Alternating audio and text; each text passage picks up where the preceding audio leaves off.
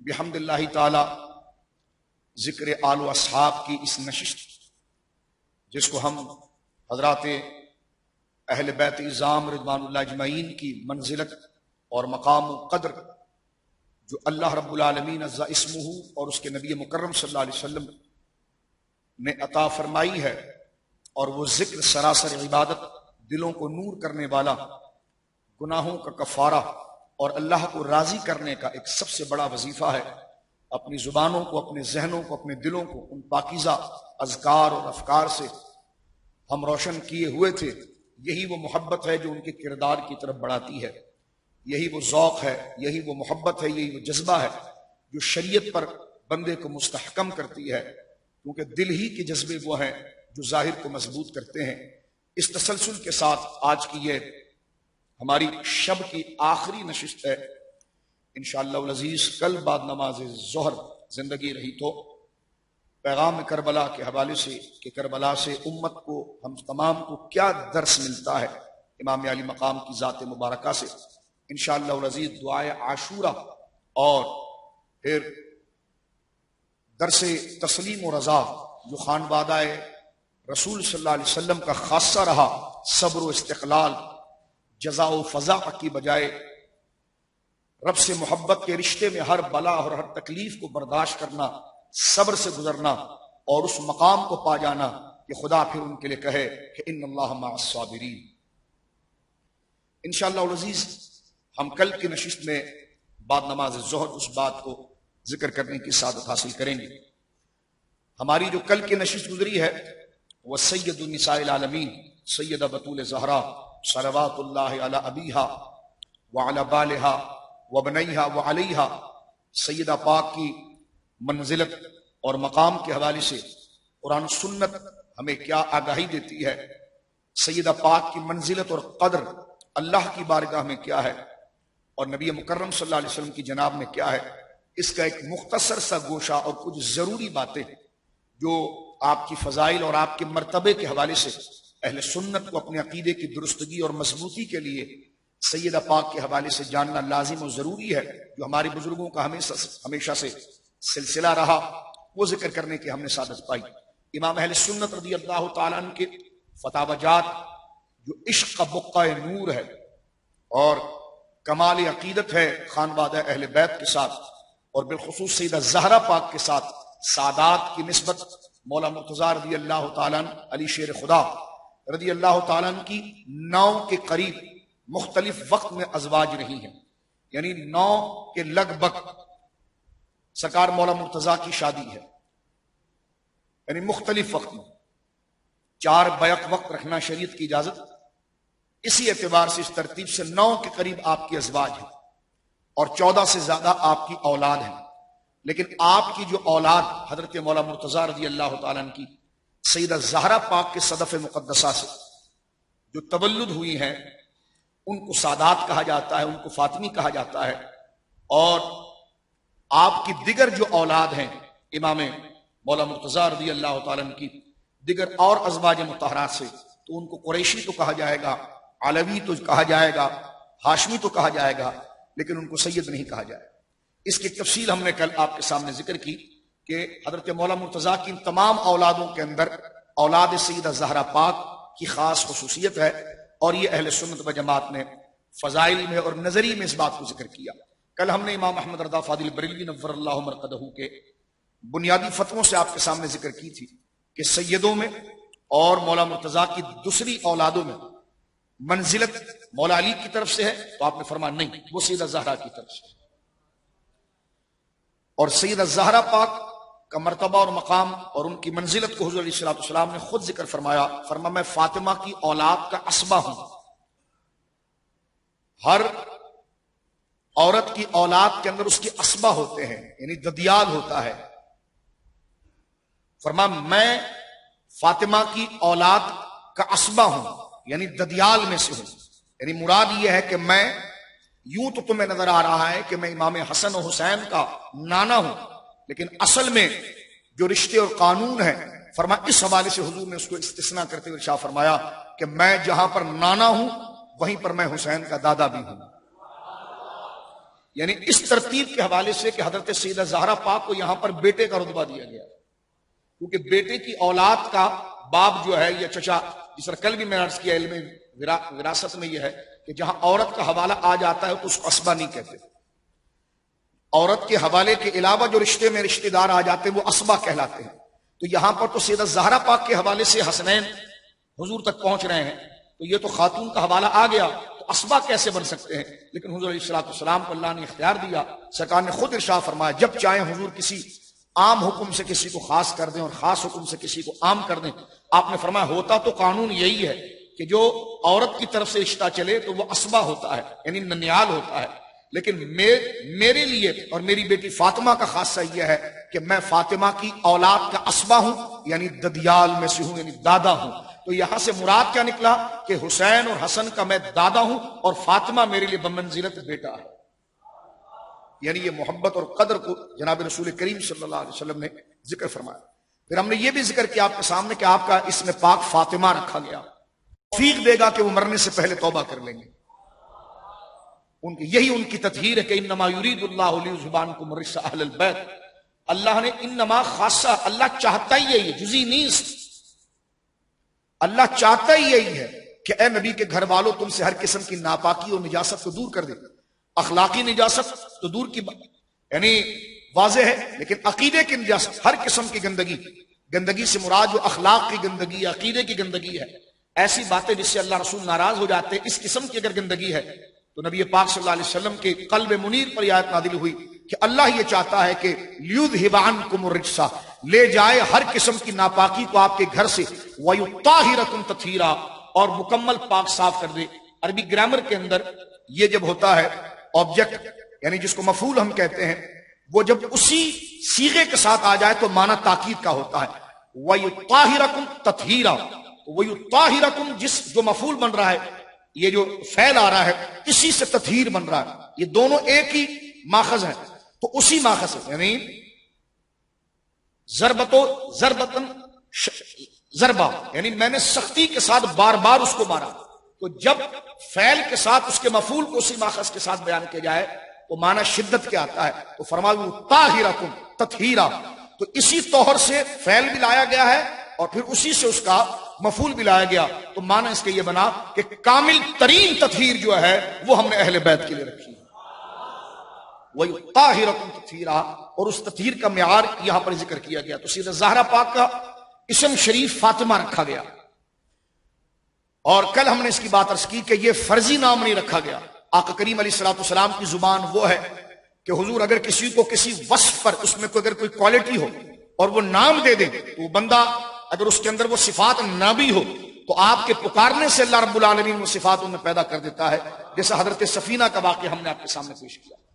تو حضور سید عالم اس سوال کو بیان کرنے کے لیے کہ بعض لوگ یہ کہتے ہیں کہ فاطمہ نامی تو کئی خواتین ہیں، ہم نے کہ اس بات کو ہم تسلیم کرتے ہیں کہ فاطمہ نامی کئی صحابیات بھی ہیں، کئی خواتین بھی، اسماء الرجال میں کئی 100 خواتین ہیں، لیکن ہم یہ کہہ رہے ہیں کہ ان کا نام ان کے ماں باپ نے رکھا ہے، سیدہ کا نام رسول اللہ نے رکھا ہے۔ نام رکھنے سے پہلے ہر بندہ ایک اخلاق، ایک ضابطہ، ایک پاکیزگی کی امید اپنے بچے کے ساتھ رکھتا ہے اور اس امید کے لیے ایسے نام کو تجویز کرتا ہے۔ تو سرکار کسی کے لیے خیر کا ارادہ کرے، وہ صفت اس میں ہونا اور وہ پیدا ہو جائے تو بزغت منی، جو حضور کے جگر کا ٹکڑا ہو، جس کے اندر یہ کمال تو اللہ نے آپ کے جسم کی طفیل میں رنگ دیا تھا، تو حضور نے اس کے اظہار کے لیے فاطمہ فرمایا جس طرح میری برکت سے اللہ میری امت کو جہنم سے چھڑائے گا، اسی طرح میری اس بیٹی کے صدقے اللہ رب العالمین اس کے چاہنے والے، اس کا ادب کرنے والے، اس کی اولاد کے ادب کرنے والوں کو اللہ جہنم سے چھڑائے گا۔ آگے اس پر ہم مسئلہ ذکر کریں گے۔ سیدہ زہرا پاک کا یہ نام ہے مبارک، اس لیے بزرگوں نے اس کو لکھا کہ الہی بحق بنی فاطمہ، کہ برقول ایمان کنی خاتمہ، اہل بیت کے ساتھ محبت، اور بار بار یہ بات ذکر کی گئی ہے، کل بھی میں نے ذکر کی اس کو کہ عزت صحابہ محبت اہل بیت۔ علماء اہل سنت بزرگوں سے پوچھا جائے کہ جب محبت دونوں سے کرنی تھی تو دونوں کے لیے محبت بولتے نا، یا دونوں کے لیے عزت بولتے؟ ایک کے لیے عزت بولتے ہیں، ایک کے لیے محبت بولتے ہیں۔ اور کر رہے ہیں جب صحابہ اور اہل بیت دونوں کو ہی ہم نے قبول کرنا ہے تو دونوں سے محبت کی بات کی جاتی ہے کہ محبت صحابہ محبت اہل بیت؟ نہیں، کہتے عزت صحابہ محبت اہل بیت. یا پھر یہ بھی کہہ دیا جاتا کہ عزت صحابہ عزت اہل بیت، کہتے نہیں، عزت صحابہ محبت اہل بیت. یہ وہ نفاست ہے اہل سنت، یہ وہ پاکیزگی کی خوشبو ہے، یہ وہ توازن ہے جس کو نبھانے والا اپنے دور کے اندر امام احمد رضا ہے، کہ جنہوں نے اس تطہیر کے ساتھ اس چیز کو نبھایا اور اس کو رکھا. ذرا سے ذکر اہل بیت سنے تو اگلا ہلنے لگ جائے کہ کہیں رفس تو نہیں آیا. تو میں نے کہا اس لیے تو اس کو محبت رکھا گیا، اس کو عزت رکھا گیا. اور اس کی وضاحت میں نے کل آپ کے سامنے حدیث شریف سے کر دی تھی کہ حضرت مولا مرتضیٰ نے جب سوال کیا تھا کہ میں آپ کو زیادہ محبوب ہوں یا سیدہ زہرا محبوب ہے، تو وہاں پر اعز اور احب کا معنی ہم نے آپ کی خدمت میں ذکر کیا. سابقہ سے پیوستہ صرف باتوں کو یاد دلاتا ہوا میں آگے چلنا چاہتا ہوں. اس بات کی اور گہرائی میں آپ اتری ہے کہ صحابہ کے لیے وہ کہتے ہیں نا، ایک جملہ کہا جاتا ہے کہ علماء کے پاس جاؤ تو زبانوں کو سنبھالو. علماء کے پاس جاؤ تو زبانوں کو سنبھالو، اور اولیاء کے پاس آؤ تو دلوں کو سنبھالو. تو بس یہی مفہوم ہوا کہ علماء کی عزت ہے، ولی سے محبت ہے. اس کا مطلب یہ نہ لکھا دے، فوراً ہمارے لوگ غلط مطلب لیتے کہ اس کا مطلب یہ ہے کہ کیا پھر ان سے محبت نہیں ہوگی. تو میں نے کہا یہ کوئی ہم نے لکھا. علماء کے پاس جاؤ تو زبانوں کو سنبھالو، تو کیا دل میں کفر رکھو؟ محبت اس میں بھی مشترک ہے، لیکن مظاہرہ کس چیز کا ہے؟ مظاہرہ کس چیز کا ہے؟ عزت کا معنی ہے کہ ہم نے آپ کے سامنے پیش کیا تھا کہ جس کی میں عزت کروں گا، جس سے میں محبت کروں گا، تو عزت جس کی میں کروں گا تو اس بندے میں کچھ ایسی صلاحیتیں ہوں گی جو مجھے اٹریکٹ کریں گی، مجھے ابھاریں گی کہ میں اس کے لیے تعظیم کروں. تو جس کی ذات مجھے اپنی طرف راغب کرے وہ عزت ہے، اور جس کی قدر میرے اندر پہلے سے ہو یہ محبت ہے. لہذا یہ حساسیت، یہ نزاکت، یہ بزرگی ہے حضرات اہل بیت. اس لیے شاہ عبدالعزیز صاحب نے لکھا کہ فاتحہ ہم اہل بیت ہی کا کرتے ہیں. رافضیوں کو جواب دیا. توجہ ہے آپ؟ رافضیوں کو جواب دیا. رافضیوں نے کہا کہ آپ اہل بیت سے محبت نہیں کرتے. انہوں نے کہا کیا بات کرتے؟ فرمایا شیخین کو ہم نبوت کے طریق پر رکھتے ہیں، افضلیت کے انہی کے قائل ہیں. وہ صفات نبوت کے مظہر ہیں، وہ نبوی کار کے مظہر ہیں، مولا علی ولایت کے مظہر ہیں. لکھا حضرت امام ربانی نے بھی لکھا. ظاہر سی بات ہے مطلب کیا ہوا اس کا ایک جملہ میں عرض کرنا چاہتا ہوں. دیکھیں نبوی کمال کی مثال سورج کی ہے، اور ولایت کی مثال پھل کی مٹھاس کی ہے. بیج کو پھاڑتا سورج کی روشنی ہے. سورج کی روشنی جو ہے وہ اس کی گرمی سے بیج پھٹتی ہے. سیڈ زمین میں جب آپ لگاتے ہیں پھل کے لیے، جب آپ نے بیج لگا دی زمین کے اندر تو چاند اس پر کوئی کام نہیں کرتا، کام ہی سورج کا ہے. سورج گرمی پیدا کر کے بیج کو پھاڑتا ہے اور اس سے پودا نمودار ہوتا ہے، اور اس کو تناور درخت بنانے تک ساری نشنما سورج ہی کے ذمہ ہوتی ہے. چاند کا اس وقت کوئی کام نہیں ہوتا. لیکن جب پھل لگ جائے تو یہ علم زراعت جو فارمرز ہوتے ہیں ان سے آپ جا کر پوچھے کہ میں بات جو کر رہا ہوں، یعنی بیج لگائی آم کی آپ نے، اب اس بیج کو پھاڑنے میں چاند کا کوئی کام نہیں، اس کو درخت بنانے میں چاند کا کوئی کام نہیں، ٹہنیاں نکلنے میں چاند کا کوئی کام نہیں، پھل اس پر آ جائے چاند کا کوئی کام نہیں. آپ اس کو ابھی ریسرچ کر کے دیکھ لیجئے تو بیج کو زمین میں گرم کرنا اور اس کو پھاڑ کر اس سے تنا نکالنا اور پھر اس کے تنے کو مضبوط کرنا، اس کو شاخوں میں منتقل کرنا، شاخوں کو پتوں میں منتقل کرنا، پتوں کو ڈالیوں میں لانا، ڈالیوں میں پھل کو لانا، یہ سارا ذمہ داری سورج کی ہوتی ہے. اور جب پھل آ جائے تو چاندنی رات کا ایک جھونکا جب گزرتا ہے تو پھل میں مٹھاس آ جاتی ہے. یہ ہے شیخین اور یہ ہے علی.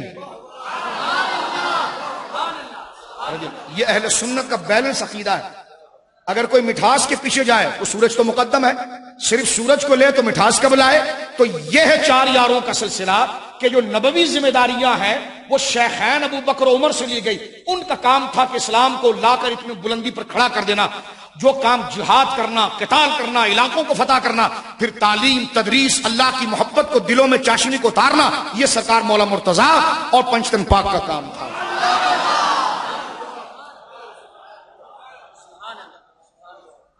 اب اس میں آپ سمجھ سکتے ہیں کہ افضلیت ابو بکر کیوں ہے. افضلیت حضرت عمر کیوں ہے؟ میں نے کہا یہ تو کہہ گیا، اب مولا علی کی بھی تو شان بیان کر دے. خالی پتھر کا پھل لے کر کیا کرے گا، یہ ٹماٹر لے کر کیا کرے گا کہ اس میں ذائقہ نہیں ہوگا؟ کیونکہ یہ تو سارا پروسیس ہے. جب یہ چار یار دل میں آتے ہیں تب ایمان مضبوط ہوتا ہے. جس طرح کے پھل تک وہ ساری چیزیں، اگر اس کو چاند کا کیا کام ہے بیج کو گرم کرنا، وہ تو کام اس لیے شیخین نے وہ کام کیے جو نبوی ذمہ داری تھی، جہاد، قتال، قرآن کی حفاظت، زمین کی فتح و فتوحات جو نبی کرتا ہے. اور مولا علی کی کیا کام تھا؟ اس کی تلقین، تشریح، ولایت. تو اس معنی میں اس بات کو ذکر کیا گیا، اس لیے فرمایا گیا عزت صحابہ، محبت اہل بیت. بس میں یہیں تک رکھنا چاہتا ہوں، آگے اس کی نزاکت کے لیے کبھی ذوق بنے، علم بڑھے تو پھر صوفیاء کو پڑھیے گا. کیوں کہا گیا کہ ولی بننے کے لیے اخلاق اور اہل بیت کی محبت چاہیے؟ یہ کیوں کہا گیا؟ اس کی طرف بھی آپ ذہن بنے، علم بڑھے تو بندہ توجہ کرتا ہے. لہذا میں بات کو آگے بڑھانا چاہتا ہوں. سیدہ زہرا پاک کے نام مبارک کے ساتھ آپ کا ایک اور اسم مبارک، کنیت آپ کی ام ابیہا، اپنے باپ کی ماں. یہ سیدہ پاک کی کنیت تھی. جہاں آپ کی دیگر کنیت ہے وہاں ایک کنیت سیدہ پاک کی ہے، ام ابیہا، اپنے باپ کی ماں. یعنی حضور سید عالم کا آپ نے ایسے خیال رکھا جیسے ماں اپنے بچے کا خیال رکھتی. غزوہ احد کو آپ دیکھیے، سیدہ خدیجہ پاک کی وصال کے بعد آپ کو تسلی دینا دیکھیے. وصال کی آپ دیکھ لیجئے نا، میں نے جو کل روایت پڑھی آپ کے سامنے، سیدہ عائشہ پاک نے جو اپنا حق دے کر سیدہ زہرا پاک سے پوچھا تھا، اور خود سیدہ عائشہ نے کہا تھا کہ سرکار سے، کیونکہ ایک ہی دیوار تھی نا حجرے کی، سرکار دو عالم صلی اللہ علیہ وسلم سیدہ سے دور رہنا کبھی پسند نہیں کرتے. سرکار نے جب کبھی سفر کرنا ہوتا کہیں جا رہے ہیں حضور، تو ساری اپنی ازواج، سارے اپنے رشتہ داروں سے مل لیتے، اور سب سے آخر میں جس سے مل کر سواری پر بیٹھتے وہ سیدہ ہیں. اور جب سرکار سفر سے واپس آتے تو سب سے پہلے جس کے گھر آتے وہ سیدہ ہے، پھر دیگر کے پاس جاتے. تو یہ محبت سیدہ زہرا پاک کے ساتھ جناب رسول کریم صلی اللہ علیہ وسلم کی ذات گرامی کو ہے، جو اصل حضور ہی کی نسبت سے سارا کمال ہے. جب حضرت مولا مرتضیٰ سے آپ کی شادی ہوئی تو ایک صحابی سے کہا گیا تو انہوں نے اپنا گھر دیا. وہ گھر مختصر پڑ گیا تھا. سیدہ نے کہا کہ یا رسول اللہ وہ گھر مختصر ہے. سرکار نے کہا کہ میں اس سے اب کیسے کہوں کہ وہ اپنا دوسرا کمرہ بھی دے دے.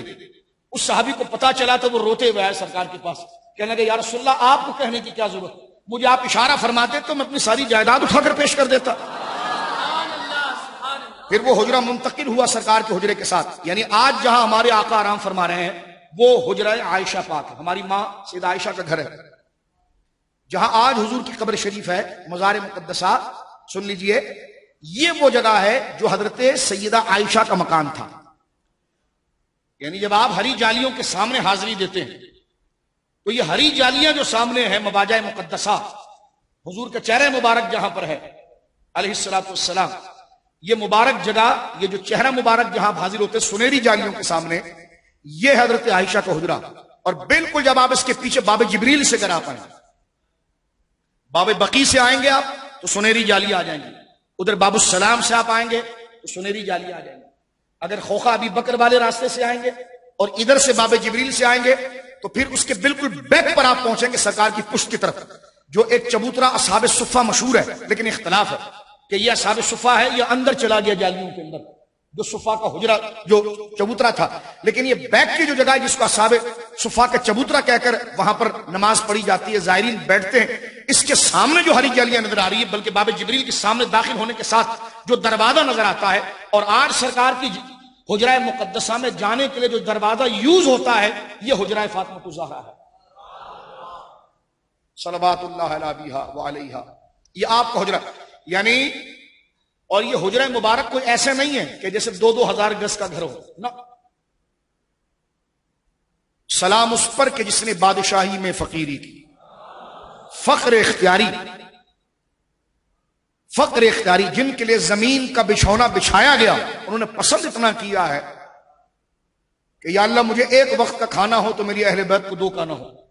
حضور نے کبھی اپنی اہل بیت کے لیے مال کی کثرت نہیں مانگی تو سارا فدق اٹھا کر کیسے دے دیا. یہ عذب ممبروں پر بندروں کی باتیں ہیں. وہ تو فقر والے لوگ، عبودیت والے لوگ، قناعت والے لوگ. اگر خیبر جو ہے وہ 7 میں فتح ہوتا ہے اور فدق 7 کو ملتا ہے تو تبوک تو 9 کو ہو رہی ہے. چندہ تو ابو بکر لے آئے، عمر لے آئے، حضرت علی نے چندہ پیش کیا نہیں. یہ جو فدق تھا تو دیا کیوں نہیں؟ جو ہے فدق تو 7 کو مل گیا تھا نا، بقول ان کے 7 ہجری کو مل گیا تھا. اور سب سے غربت والی جنگ غزوہ تبوک ہے جو 9 ہجری کو لڑی گئی ہے.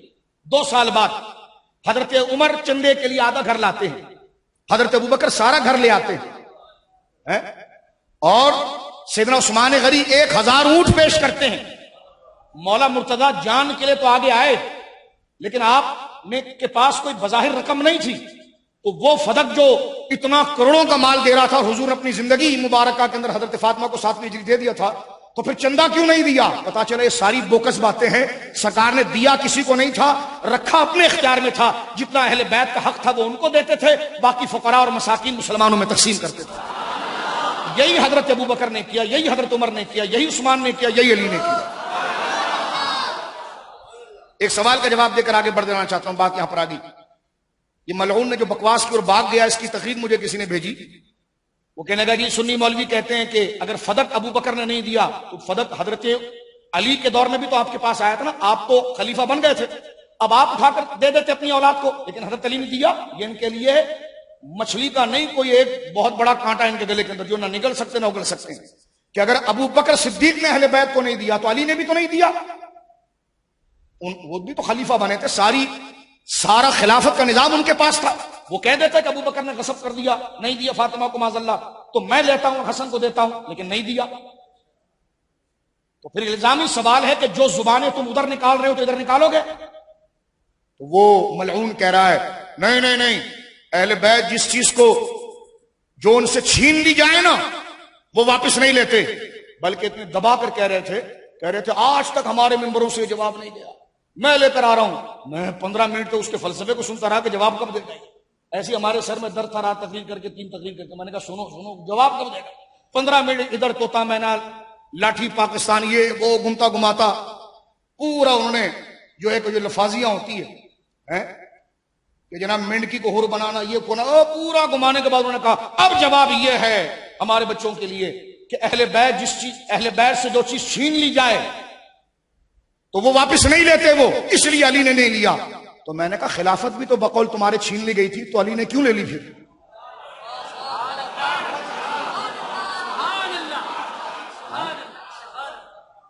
رافضیو یہ علی کے ماننے والے، یہ اصل شیعان علی ہیں سنی. تم نے جو ڈرامہ مچایا ہوا نا اس کی کوئی حیثیت نہیں بندروں، اور نہ ہم اس بات کو کرنا چاہتے ہیں، لیکن جو تم نے خباثتیں اور تمہیں بھگانے والوں نے جو تم کو بھگایا.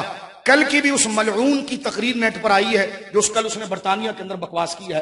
وہاں کے سنی علماء کو میں سلام پیش کرتا ہوں کہ جنہوں نے وہاں پر فورن افیئرز میں جا کر کہا کہ اس ملعون کو یہاں سے بھگایا جائے. اور تم دھوبی کے کتے ہو رافضیوں، نہ گھر کے نہ گھاٹ کے، نہ تمہیں فاطمہ الزہرا کا قرب ملے گا نہ نجب اشرف کی خیرات ملے گی، کیونکہ وہ ملتے ان سے ہیں جو ان کے یاروں اور ان کے محبوبوں اور ان کے گویا کہ ان کے وفاداروں کے ساتھ عقیدت رکھتے. یہ ان کا سب سے بڑا جواب ہے. فدق لے لیا گیا تو اس لیے علی نے واپس نہیں لیا کیونکہ یہ غصب ہو گیا تھا. تو میں نے کہا امام باقر نے فدق کیوں عمر بن عبدالعزیز سے لے لیا تھا؟ تو جھوٹ تو بولنا تو تمہارا مذہب ہے، جب تک تم جھوٹ نہ بولو تو تمہاری کربلا نہیں بنتی. لیکن الحمدللہ اہل بیت پنجتن پاک وہ ہیں جن کے لیے سچ اتنا ہے جو صدیوں بیان کیا جائے کم ہے میرے دوست. لہٰذا میں بات آگے لے جانا چاہ رہا ہوں. ایک نام مبارک سیدہ کا البتول ہے، ام ابیہا کے ساتھ البتول. بتول کا معنی اس سورہ مزمل کی آیت سے، یہ آپ کی ذات کے کمالات ہیں، اس وجہ سے آپ کی یہ نسبتیں رکھی گئی. بندہ ایک ہوتا ہے، اس کا نام مثلا عبداللہ ہے، پھر وہ حافظ قرآن بھی ہے، وہ عالم بھی ہے، خوبصورت بھی ہے، ذہین بھی ہے، تو یہ صفات اس کی ذات کے اعتبار سے تبدیل ہوتی ہے. سیدہ زہرا پاک کے ذات کے اندر مقام و مرتبہ یہ ہے. اللہ اکبر. آپ کو 2 نام سے پکارا جاتا ہے، زہرا اور زہرا. زہرا بھی کہا جاتا ہے اور ذات کے پیش کے ساتھ زہرا بھی کہا جاتا ہے. زہرا آپ کے کمالات حسن کی ایک معراج ہے لفظ زہرا کے ساتھ، کیونکہ یہ رسول اللہ صلی اللہ علیہ وسلم کے خاندان کا وصف ہے. ازہر اللون، انتہائی روشن چہرے والے کہ 14ویں کا چاند بھی اس کے سامنے مان پڑ جائے. ایسے ہی چہرہ سیدنا عبداللہ کا تھا. ایسی چہرہ حضرت عبد المطلب کا تھا، ایسی چہرہ حضرت ہاشم کا تھا۔ ام معبد، سیدہ ام بابت نے جب ہجرت کی رات، توجہ آپ کی، ہجرت کی رات جب حضور ہجرت کر رہے تھے تو سرکار مدینے میں آنے سے پہلے راستے میں ایک جگہ پر پڑاؤ کیا، اور اس وقت سرکار کو تقاضے بشری سے بھوک کی حاجت ہوئی۔ حضرت سیدنا ابو بکر صدیق رضی اللہ تعالیٰ نے دیکھا کہ ادھر کیا ہے، تو ادھر ایک جھونپڑا تھا، اس میں گئے تو ایک بڑی باروب خاتون بیٹھی ہوئی تھی، وہ نہ ان کو جانتی تھی نہ حضور کو جانتی تھی۔ سیدنا صدیق اکبر نے کہا کہ آپ کی بکریاں کھڑی، اگر اجازت دو تو ایک بکری سے اگر ہم دودھ نکال لیں۔ تو انہوں نے کہا میری بکریاں کیا کرے گی، یہ تو بانج ہو گئی ہے اور یہ تو سوکھ گئی، اس کے تو تھن بھی سوکھ گئے ہیں۔ تو انہوں نے کہا تم اسے چھوڑ دو، اگر یہ دودھ دینے لگ جائے تو اجازت دیتی ہو؟ انہوں نے کہا جی اگر ایسا ہوتا ہے تو بس صحیح ہے۔ سرکار دو عالم صلی اللہ علیہ وسلم کو بتا، سرکار نے کہا بکری کو قریب کرو۔ حضرت ابو بکر صدیق اتنے نفیس ہیں کہ پہلے اس کے تھن کو پانی سے دھویا، خاموشی سے سنیے، پانی سے دھویا، اور دھونے کے بعد کہ آقا اس پر ہاتھ لگائیں گے، سرکار کریم نے ہاتھ لگایا تو وہ بکری کے تھن گویا کہ دودھ سے بھر گئے۔ سرکار کریم نے فرمایا کہ اس خاتون سے کہیے کہ یہ یہاں پر آئے اور اپنا برتن لائے گھر سے تاکہ ہم دودھ دے دیں اس کو۔ دودھ پہلے ان کے لیے نکالا گیا، پھر سرکار کے لیے نکالا گیا۔ حضرت ابوبکر صدیق نے تھوڑا پانی اس میں ملایا تاکہ دودھ کی گرمی چلی جائے، اور سرکار علیہ الصلوۃ والسلام اسے نوش فرمائے اور سرکار چلے گئے۔ وہ عورت بالکل ایک خیال میں رہ گئی کہ یہ کون تھے، یہ کیسے لوگ تھے، یعنی بکریاں جو ہماری ذبح کے بھی لائق نہیں تھی، قحط پڑا ہوا ہے، ذبح کے بھی لائق نہیں، اب اس کے تھنوں پر اس بندے نے ہاتھ لگایا، اس شخصیت نے، اور بھر گیا۔ اتنے میں جناب جو ہے کہ ان کا شوہر رات کے وقت آیا، دیکھا اتنا سارا دودھ گھر کے اندر کیوں ہے، پوچھا جی دودھ کہاں سے آیا، انہوں نے کہا مجھے نہیں پتا کہاں سے آئے، دو بندے آئے تھے، ان میں سے ایک جو ہے نا اظہر اللون، یہ جملہ انہوں نے کہا تھا، کیونکہ سرکار دو عالم صلی اللہ علیہ وسلم کا خد و خال شریف، سرکار کے شمائل دو شخصیت نے سب سے اونچے بیان کیے ہیں، یعنی سرکار کریم علیہ الصلوۃ والسلام کا چہرہ مبارک کیسے تھا، بھویں کیسی تھی، ریش مبارک کیسی تھی، رخسار مقدسہ کیسا تھا، جو سرکار کے قد و قامت کیسے تھے، سرکار کا بدن مبارک کیسا تھا، یہ جو سرکار کا پورا حلیہ شریف جنہوں نے بیان کیا نا، ایک سرکار مولا مرتضیٰ ہے شمائل میں، شمائل ترمذی اگر آپ دیکھیں، یہ شمائل امام حاکم اگر آپ دیکھیں، تو دو شخصیتوں نے ہو بہو حضور کا نقشہ مبارکہ بیان کیا کہ سرکار علیہ الصلوۃ والسلام کی بینی مبارک یعنی ناک شریف، آنکھیں، ہونٹ، گوش مبارک، کان، داڑھی مبارک، سینہ مبارک، قد و قامت، پاؤں مبارک، ہاتھ مبارک، انگلیاں، ناخن، یعنی پورا جو ایک مقدس نقشہ جس کو قرآن نے کہا تھا مثل نور ہی کا مشکات، اللہ فرما رہا ہے کہ اللہ کے نور کی مثال، تو اللہ کے نور کی مثال سے بدن مصطفیٰ مراد ہے جو سورہ نور میں بیان کیا گیا ہے۔ تو ایک تو حضرت سرکار مولا مرتضیٰ ہیں اور ایک سیدہ ام معبد ہے۔ سیدہ ام معبد نے کہا تھا اپنے شوہر سے کہ میں جانتی تو نہیں کہ وہ کون تھے، لیکن ایسا روشن چہرہ میں نے کبھی دیکھا نہیں ہے۔ تو سیدہ ام معبد نے سرکار کا یہ معجزہ دیکھ کر اپنے ذہن میں ایک نام فرض کر لیا تھا مبارک، ایک نام فرض کر لیا تھا مبارک۔ تو سیدہ زہرا پاک، کیونکہ موضوع اس طرف ہے، سیدہ زہرا پاک صلوات اللہ علی ابیہا وعلیہا کو زہرا جو کہا جاتا ہے ذات کے پیش کے ساتھ، وہ سرکار کے حسن مبارکہ سے مکمل کمال تشبیہ کی وجہ سے، اور جو زہرا کہا جاتا ہے تو سرکار دو عالم صلی اللہ علیہ وسلم سے یہ بھی ہے کہ سرکار جس طرح حسنین کو سونگتے تھے، اس طرح حضور سیدہ زہرا کو بھی سونگتے تھے، اور یہ فرمایا کہ میری یہ بیٹی ہے تو یہ آدمی یعنی آدم کی اولاد ہے، لیکن بنت فاطمہ حورا و آدمیہ، یہ آدمیوں میں ہو کر جنت کی حور ہے۔ اللہ نے کسی ہر نقص سے، ہر بیماری سے جو آدمی کو اولاد آدم کو لاحق ہوتی ہے اس سے اللہ نے محفوظ فرمایا۔ تو جب اس سے محفوظ ہیں تو بچے تولد کیسے کر رہے ہیں؟ فرمایا یہی تو بات تھی کہ تیرے نسل پاک میں بچہ بچہ نور کا۔ حضرت مولا امام حسن پیدا ہوئے تو امام حسن کی ولادت ایسی تھی جیسے حضور پیدا ہوئے ہیں، یعنی بدن مبارک پر خون کا دھبا بھی نہیں ہے، بھویں بنی ہوئی ہیں، پلکھیں ایسے جیسے سرما لگا ہوا ہے، بال مبارک سنورے ہوئے ہیں۔ یہ کیسے بچے ہیں؟ بچہ ہونے کے بعد تو دائی اسے نہلاتی ہے، صابن سے صاف کرتی ہے، اس کے بدن کی نجاست کو ہٹاتی ہے، وہ گویا کہ ناف کو کاٹا جاتا ہے، یہ تو وہ ہے جو ناف بریدہ آئے ہیں، مختون آئے ہیں، بدن مبارکہ سے خوشبو ہے، خون کا دھبا نہیں ہے، ماں زہرا ہے، فرمایا تیری نسل پاک میں ہے، بچہ بچہ۔ کہنے لگے یہ انوار کیسے آ سکتے ہیں؟ ہمارے استاد ہمیں اللہ رحمہ غریق رحمت فرمائے، اللہ افتخار صاحب بقی میں آرام فرما رہے ہیں، ہم جب کبھی بخاری شریف پڑھتے ان سے پوچھتے تھے تو وہ ہمارے اس طرح کان سے پیار سے پکڑ کے کہتے تھے جگنو نہیں دیکھا کبھی؟ جگنو رات کو کبھی اگر آپ نے جگنو دیکھا ہو تو دن میں تو وہ کالے کیڑے کی طرح ہے، لیکن رات میں ایسا ہوتا ہے کہ وہ بلب کے مانند ہوتا ہے۔ آج کل تو دیہات کے اندر میرے دوستوں لائٹیں آ گئی، لیکن ہم نے اپنے بچپن میں اپنے پھوپھی کے گھر جب جا کر دیہات دیکھا تو گرد و نواح کے اندر فصل زیادہ ہونے کی وجہ سے وہاں پر جگنو، اور جب جگنو پرواز کرتا ہے تو یوں لگتا ہے جیسا کوئی لائٹ چھوٹی چھوٹی فضا میں جا رہی ہے، اس کو پکڑو تو وہ اندھیرا ہو جاتا ہے، چھوڑو تو اس کی دم ایسی روشن ہوتی ہے جیسے کوئی چراغ روشن کیا گیا ہو۔ تو اس بدن کے اندر اللہ نے نور ایسا رکھا ہے، تو اللہ رب العالمین اس بات پر قادر ہے کہ اللہ کے بدن جسمانیت ہونے کے باوجود کسی حصے کو کثافت سے ہٹا کر لطافت کی طرف لے آئے۔ تو سیدہ تو ہے لطافت نبی کی اولاد، تو آپ تو ہے نور کا وہ بقعہ مقدسہ جو آپ کی اولاد پاک کے اندر نظر آتا ہے۔ تو بطول کا ایک معنی وَاذْكُرِ اسْمَ رَبِّكَ وَتَبَتَّلْ إِلَيْهِ تَبْتِيلًا، حبیب آپ ہمیں یاد کیجئے سب سے کٹ کر۔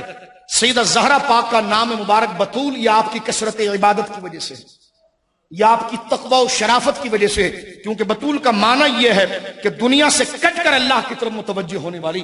یہ اللہ رب العالمین جل وعلا نے جو ذوق عبادت سیدہ پاک صلوات اللہ علیہا کو، صلوات اللہ علی ابیہا و علیہا کو عطا فرمایا، یہ ان کا خاصہ مبارک ہے۔ اب میں یہ یاد دلانے کے بعد آگے بڑھنا چاہتا ہوں۔ جامع ترمذی اس وقت میرے سامنے ہے، اور ترمذی شریف کے اندر یہ روایت حضرت حذیفہ بن یمان سے ہے۔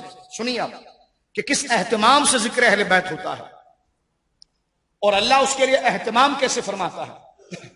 حضرت حذیفہ بن یمان آپ جانتے ہیں یہ صاحب سر النبی ہیں صلی اللہ علیہ وسلم، یہ حضور کے سب سے زیادہ رازدار صحابی ہیں۔ یہ خود کہتے ہیں کہ لوگ حضور علیہ السلام سے خیر کے بارے میں پوچھتے تھے، میں حضور سے شر کے بارے میں پوچھتا تھا۔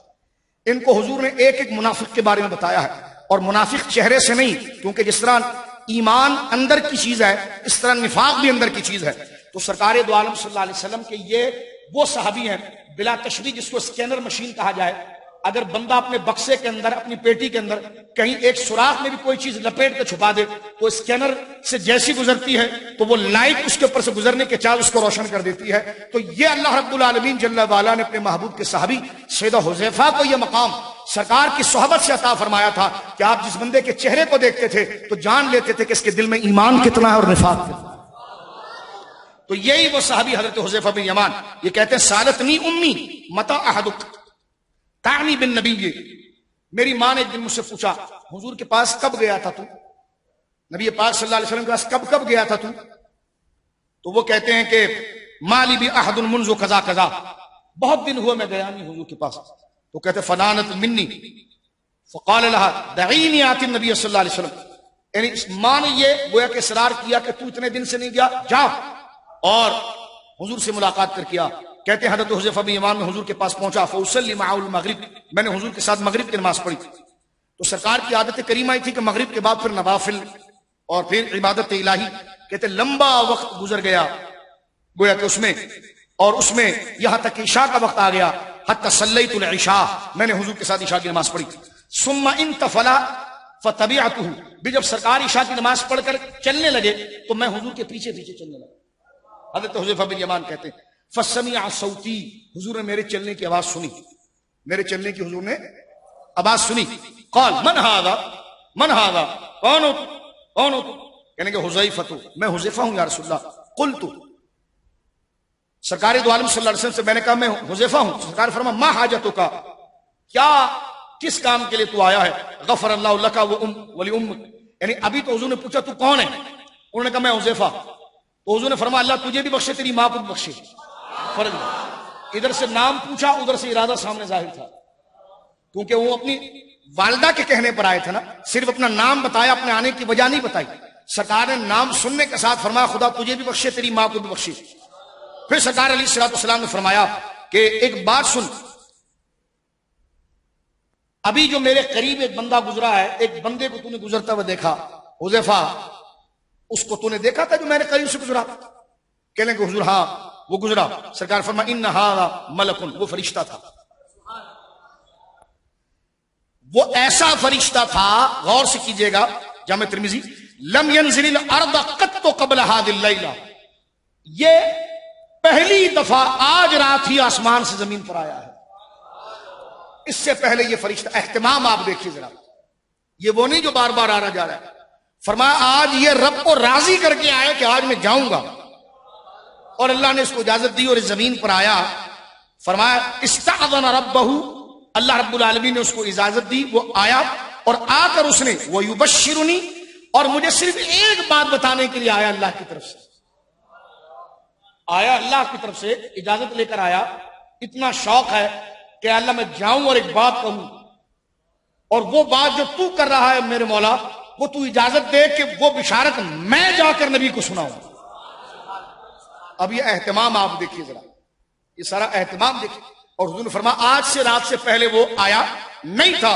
سرکار دو عالم کہتے ہیں اس نے مجھے آ کر یہ بشارت دی اللہ سے اجازت لے کر کہ بِأَنَّ فَاطِمَةَ سَيِّدَةُ النِّسَاءِ أَهْلِ الْجَنَّةِ وَأَنَّ الْحَسَنَ وَالْحُسَيْنَ سَيِّدَا شَبَابِ أَهْلِ الْجَنَّةِ، میں اللہ سے صرف یہ اجازت لے کر آیا ہوں زمین پر کہ آپ کو یہ بشارت دوں کہ آپ کی بیٹی فاطمہ جنت کی ساری عورتوں کی سردار ہے، اور آپ کے حسن و حسین جنت کے سارے جوانوں کے سردار ہیں۔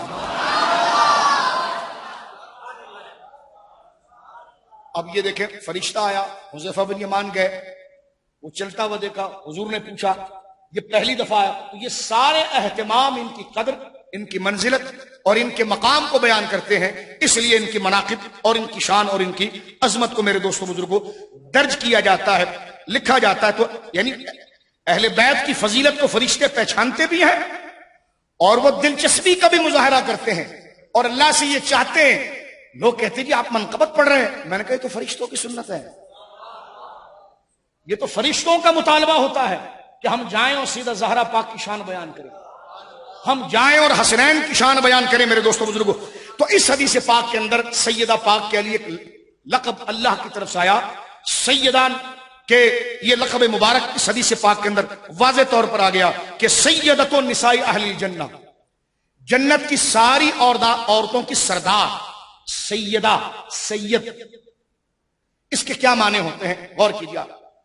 حضرت امام نبوی علیہ رحمت نے مسلم شریف کی وہ حدیث کیا سید ولد آدم یوم القیامت بلا فخر، اس حدیث کے تحت آپ نے حاشیہ مسلم میں، شرح مسلم میں اس معنی کو کھولا، فرما سید کا معنی سردار کے بھی ہے، لیکن سید کا اصل میں معنی سردار، یعنی آپ سمجھ لیجئے کہ نہیں سید کا معنی سردار ہے۔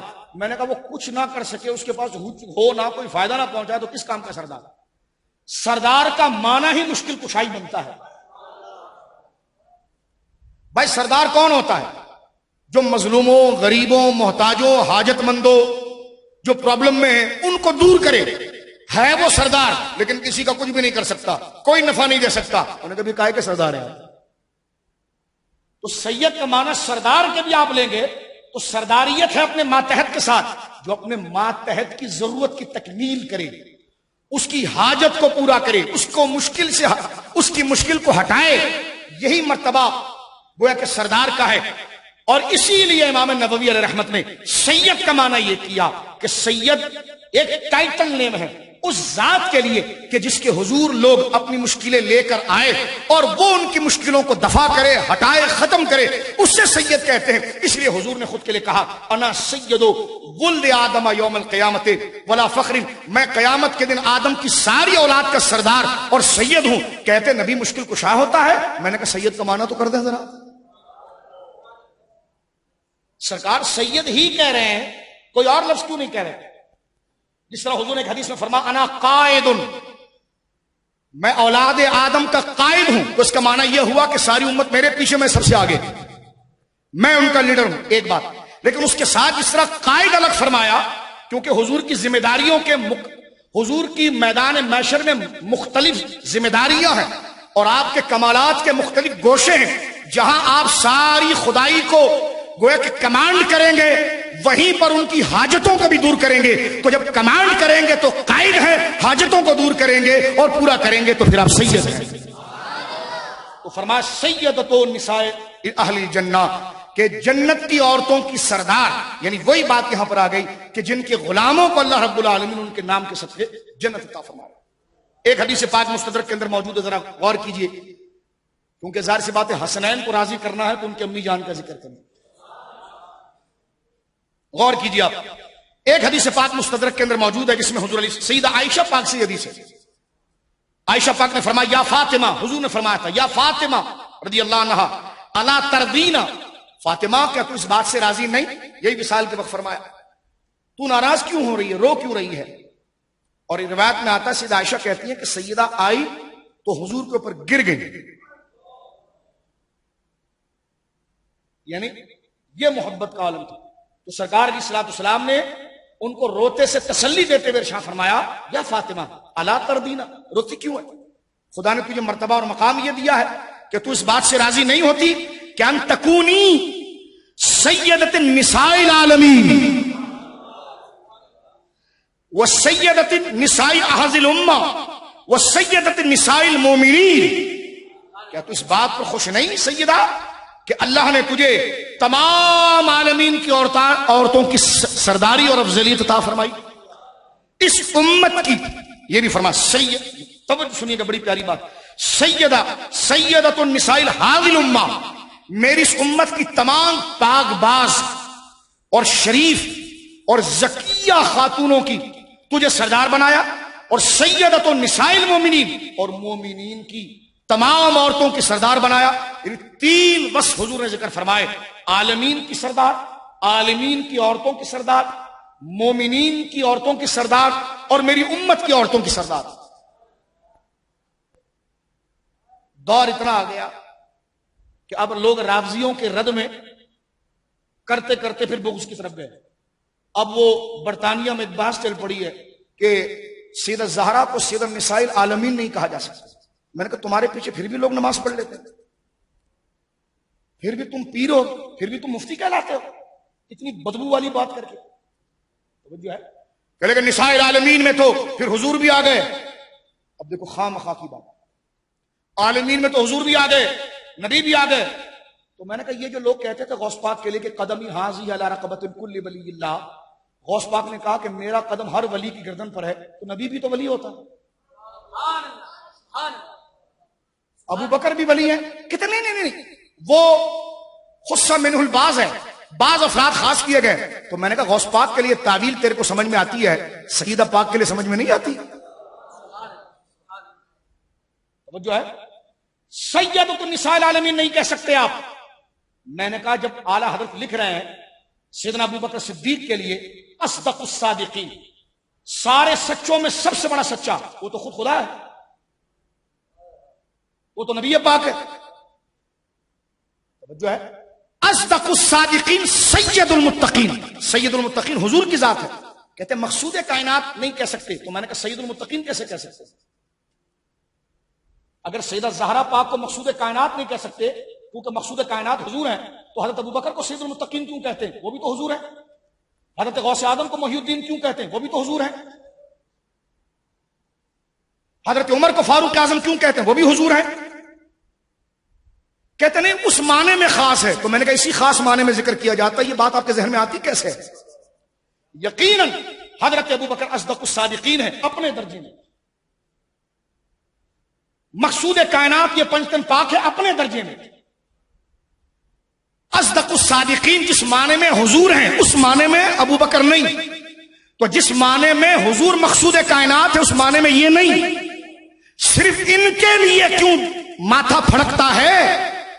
اپنے پیروں کے لیے جو اتنے بڑے لفظ بول جاتے ہو اس میں تمہیں شریعت کے توازن نظر کیوں نہیں آتا؟ توجہ ہے آپ کی. کہتے تاج الشریعہ نے کہا ہے. میں نے کہا سند بتا دو, بات خاموش کر دوں گا, لیکن سند لاؤ میرے پاس. مجھے حضرت کا کوئی کلپ سناؤ کہ حضور نے کہا تیری روایت کو میں نہیں مانتا. جو بنا لا الہ حسین کی تعبیر کو جائز رکھ سکتے ہیں جو مقصود سے زیادہ خطرناک ہے. جو مقصود کائنات کے جملے سے زیادہ سنگین مسئلہ ہے، بنا لا الہ، تو جب وہ بنا لا الہ کو بقا کی تعویل کر سکتے ہیں تو مقصود سے وہ کیسے منع کر سکتے ہیں؟ جبکہ یہ حضور کی برابری ہے نہیں۔ توجہ ہے؟ ایک حدیث پاک میں اول ما خلق اللہ نوری، علماء بیٹھے ہیں، حضور نے فرمایا اللہ نے سب سے پہلے میرے نور کو پیدا کیا۔ اور ایک جامع ترمذی کی حدیث ہے اول ما خلق اللہ القلم، اللہ نے سب سے پہلے قلم کو پیدا کیا۔ اب لاؤ پھر، اللہ نے سب سے پہلے قلم کو پیدا کیا۔ قرآن میں کہ اللہ نے ہر شے کو پانی سے پیدا کیا، اور ادھر یہ کہ اللہ نے ہر شے کو میرے نور سے پیدا کیا۔ میں آسٹریلیا سڈنی گیا، وہاں پر لوگ مجھے اس بات کی طرف پکڑ لیا کہ آپ یہ کیوں کہتے ہیں کہ حضور علیہ الصلوۃ والسلام کے نور سے ساری چیزیں بنی ہیں، ساری چیزیں تو پانی سے بنی ہیں؟ جبکہ نہ یہ سوال تھا، جس طرح ان کا دماغ ڈاماڈول ہو گیا، ان کا دماغ اہل بیت کے لیے ڈاماڈول ہو گیا۔ حضور مقصود کائنات ہیں، تو میں نے کہا محی الدین کون ہے؟ حضور۔ سید المتقین کون ہے؟ حضور۔ فاروق اعظم کون ہے؟ حضور۔ صدیق اکبر کون ہے؟ حضور۔ تو میں نے کہا یہ بات کرتے ہو تمہیں خیال نہیں آتا کہ لگے ہم نہیں، یہ ان کے درجے میں کہتے ہیں۔ تو میں نے کہا مقصود کائنات بھی ان کے مقابلے میں نہیں، ان کے درجے میں کہتے ہیں۔ کیا کہاں جا رہے ہیں؟ اب رافضی کا رد کرتے ہوئے کہ ناصبیت کو گھسڑو گے اہل سنت کے اندر، جو ہے آپ کی اور کر رہے ہیں میرے بھائیوں۔ تو اس لفظ کو کہنے میں کیا حرج ہے جو ان کے معیار کے اعتبار سے ہے، ان کے درجے کے اعتبار سے؟ توجہ ہے، یا بنی اسرائیل اذکروا نعمتی التی انعمت علیکم وفضلتکم علی العالمین، اے بنی اسرائیل ہم نے آپ کو ساری عالمین پر فضیلت دے دی۔ تو حضور پر بھی فضیلت ہو گئی جبکہ قرآن ہے، یہ معنی کرو گے کہ لیکن نہیں؟ تو میں نے کہا نساء العالمین میں تمہارے دماغ میں کیوں آ جاتا ہے؟ ادھر تعویل کیوں نہیں آتی؟ ادھر اضافت اول ما خلق اللہ نوری، یہ حصر حقیقی ہے، اور اول ما خلق اللہ القلم یہ حصر اضافی ہے۔ تو جس طرح حصر اضافی اور حصر حقیقی صرف منطق پڑھاتے رہتے ہو یا عقیدہ حل کرنا ہے، تو جب نورانیت کے مسئلے پر یہ حصر حقیقی اور اضافی میں حل ہوتا ہے تو مقصود کائنات میں تعویل کیوں نہیں ہو سکتی؟ مجھے بتائیے، جو بندہ یہ کہتا ہو، سنیو مجھے بتاؤ، جب تم یہ کہتے ہوں گے کہ پنجتن پاک خیر النساء حسین و حسن مصطفیٰ علی یہ مقصود کائنات ہے، تو آپ کے ذہن میں کبھی خیال گزرتا ہے کہ حضور کے مقابلے میں یہ مولوی کے ذہن میں آ گیا؟ میں نے کہا پہلی بات تو آپ حکیم کے پاس جائیں تاکہ وہ آپ کا ہاضمہ ٹھیک کرے، پھر کسی ولی کے پاس جائیں جو آپ کی روحانیت کو ٹھیک کرے، اس کے بغیر آپ فتویٰ نہ دیا کریں، کیونکہ ہم ان بزرگوں کے ماننے والے ہیں جس کو دنیا امام احمد رضا کہتی ہے، جو فقہ میں اتنا بڑا ہے تو وہ اہل بیت کی اولادوں میں ایک فرد غوث اعظم، اس کے فاتحہ شریف کی شیرنی اگر زمین پر گر جائے تو وہ زبان کی نوک سے اٹھائے اور کوئی پوچھے ان سے کہ غوث پاک کے نام پر انگوٹھا چوما جا سکتا ہے، اعلیٰ حضرت نے یہ فتویٰ نہیں دیا، پھر تو وہ نبی کی طرح معاملہ ہو جائے گا، اٹھاؤ فتاوی افریقہ۔ آپ نے فرمایا منع کون کرتا ہے؟ شیخ عبد القادر جیلانی غوث اعظم کے نام پر بھی انگوٹھا چوما جا سکتا ہے۔ تو یہ اہل بیت سے محبت بریلی والوں کی ہے، تم کہاں سے بریلی کے اندر یہ نظریہ لے کر آئے؟ یہ نہ تاج الشریعہ کا نظریہ ہے نہ مفتی اعظم کا نظریہ ہے، وہ تو وہ لوگ ہیں کہ آب تطہیر سے جس میں پودے جمے اس ریاض نجابت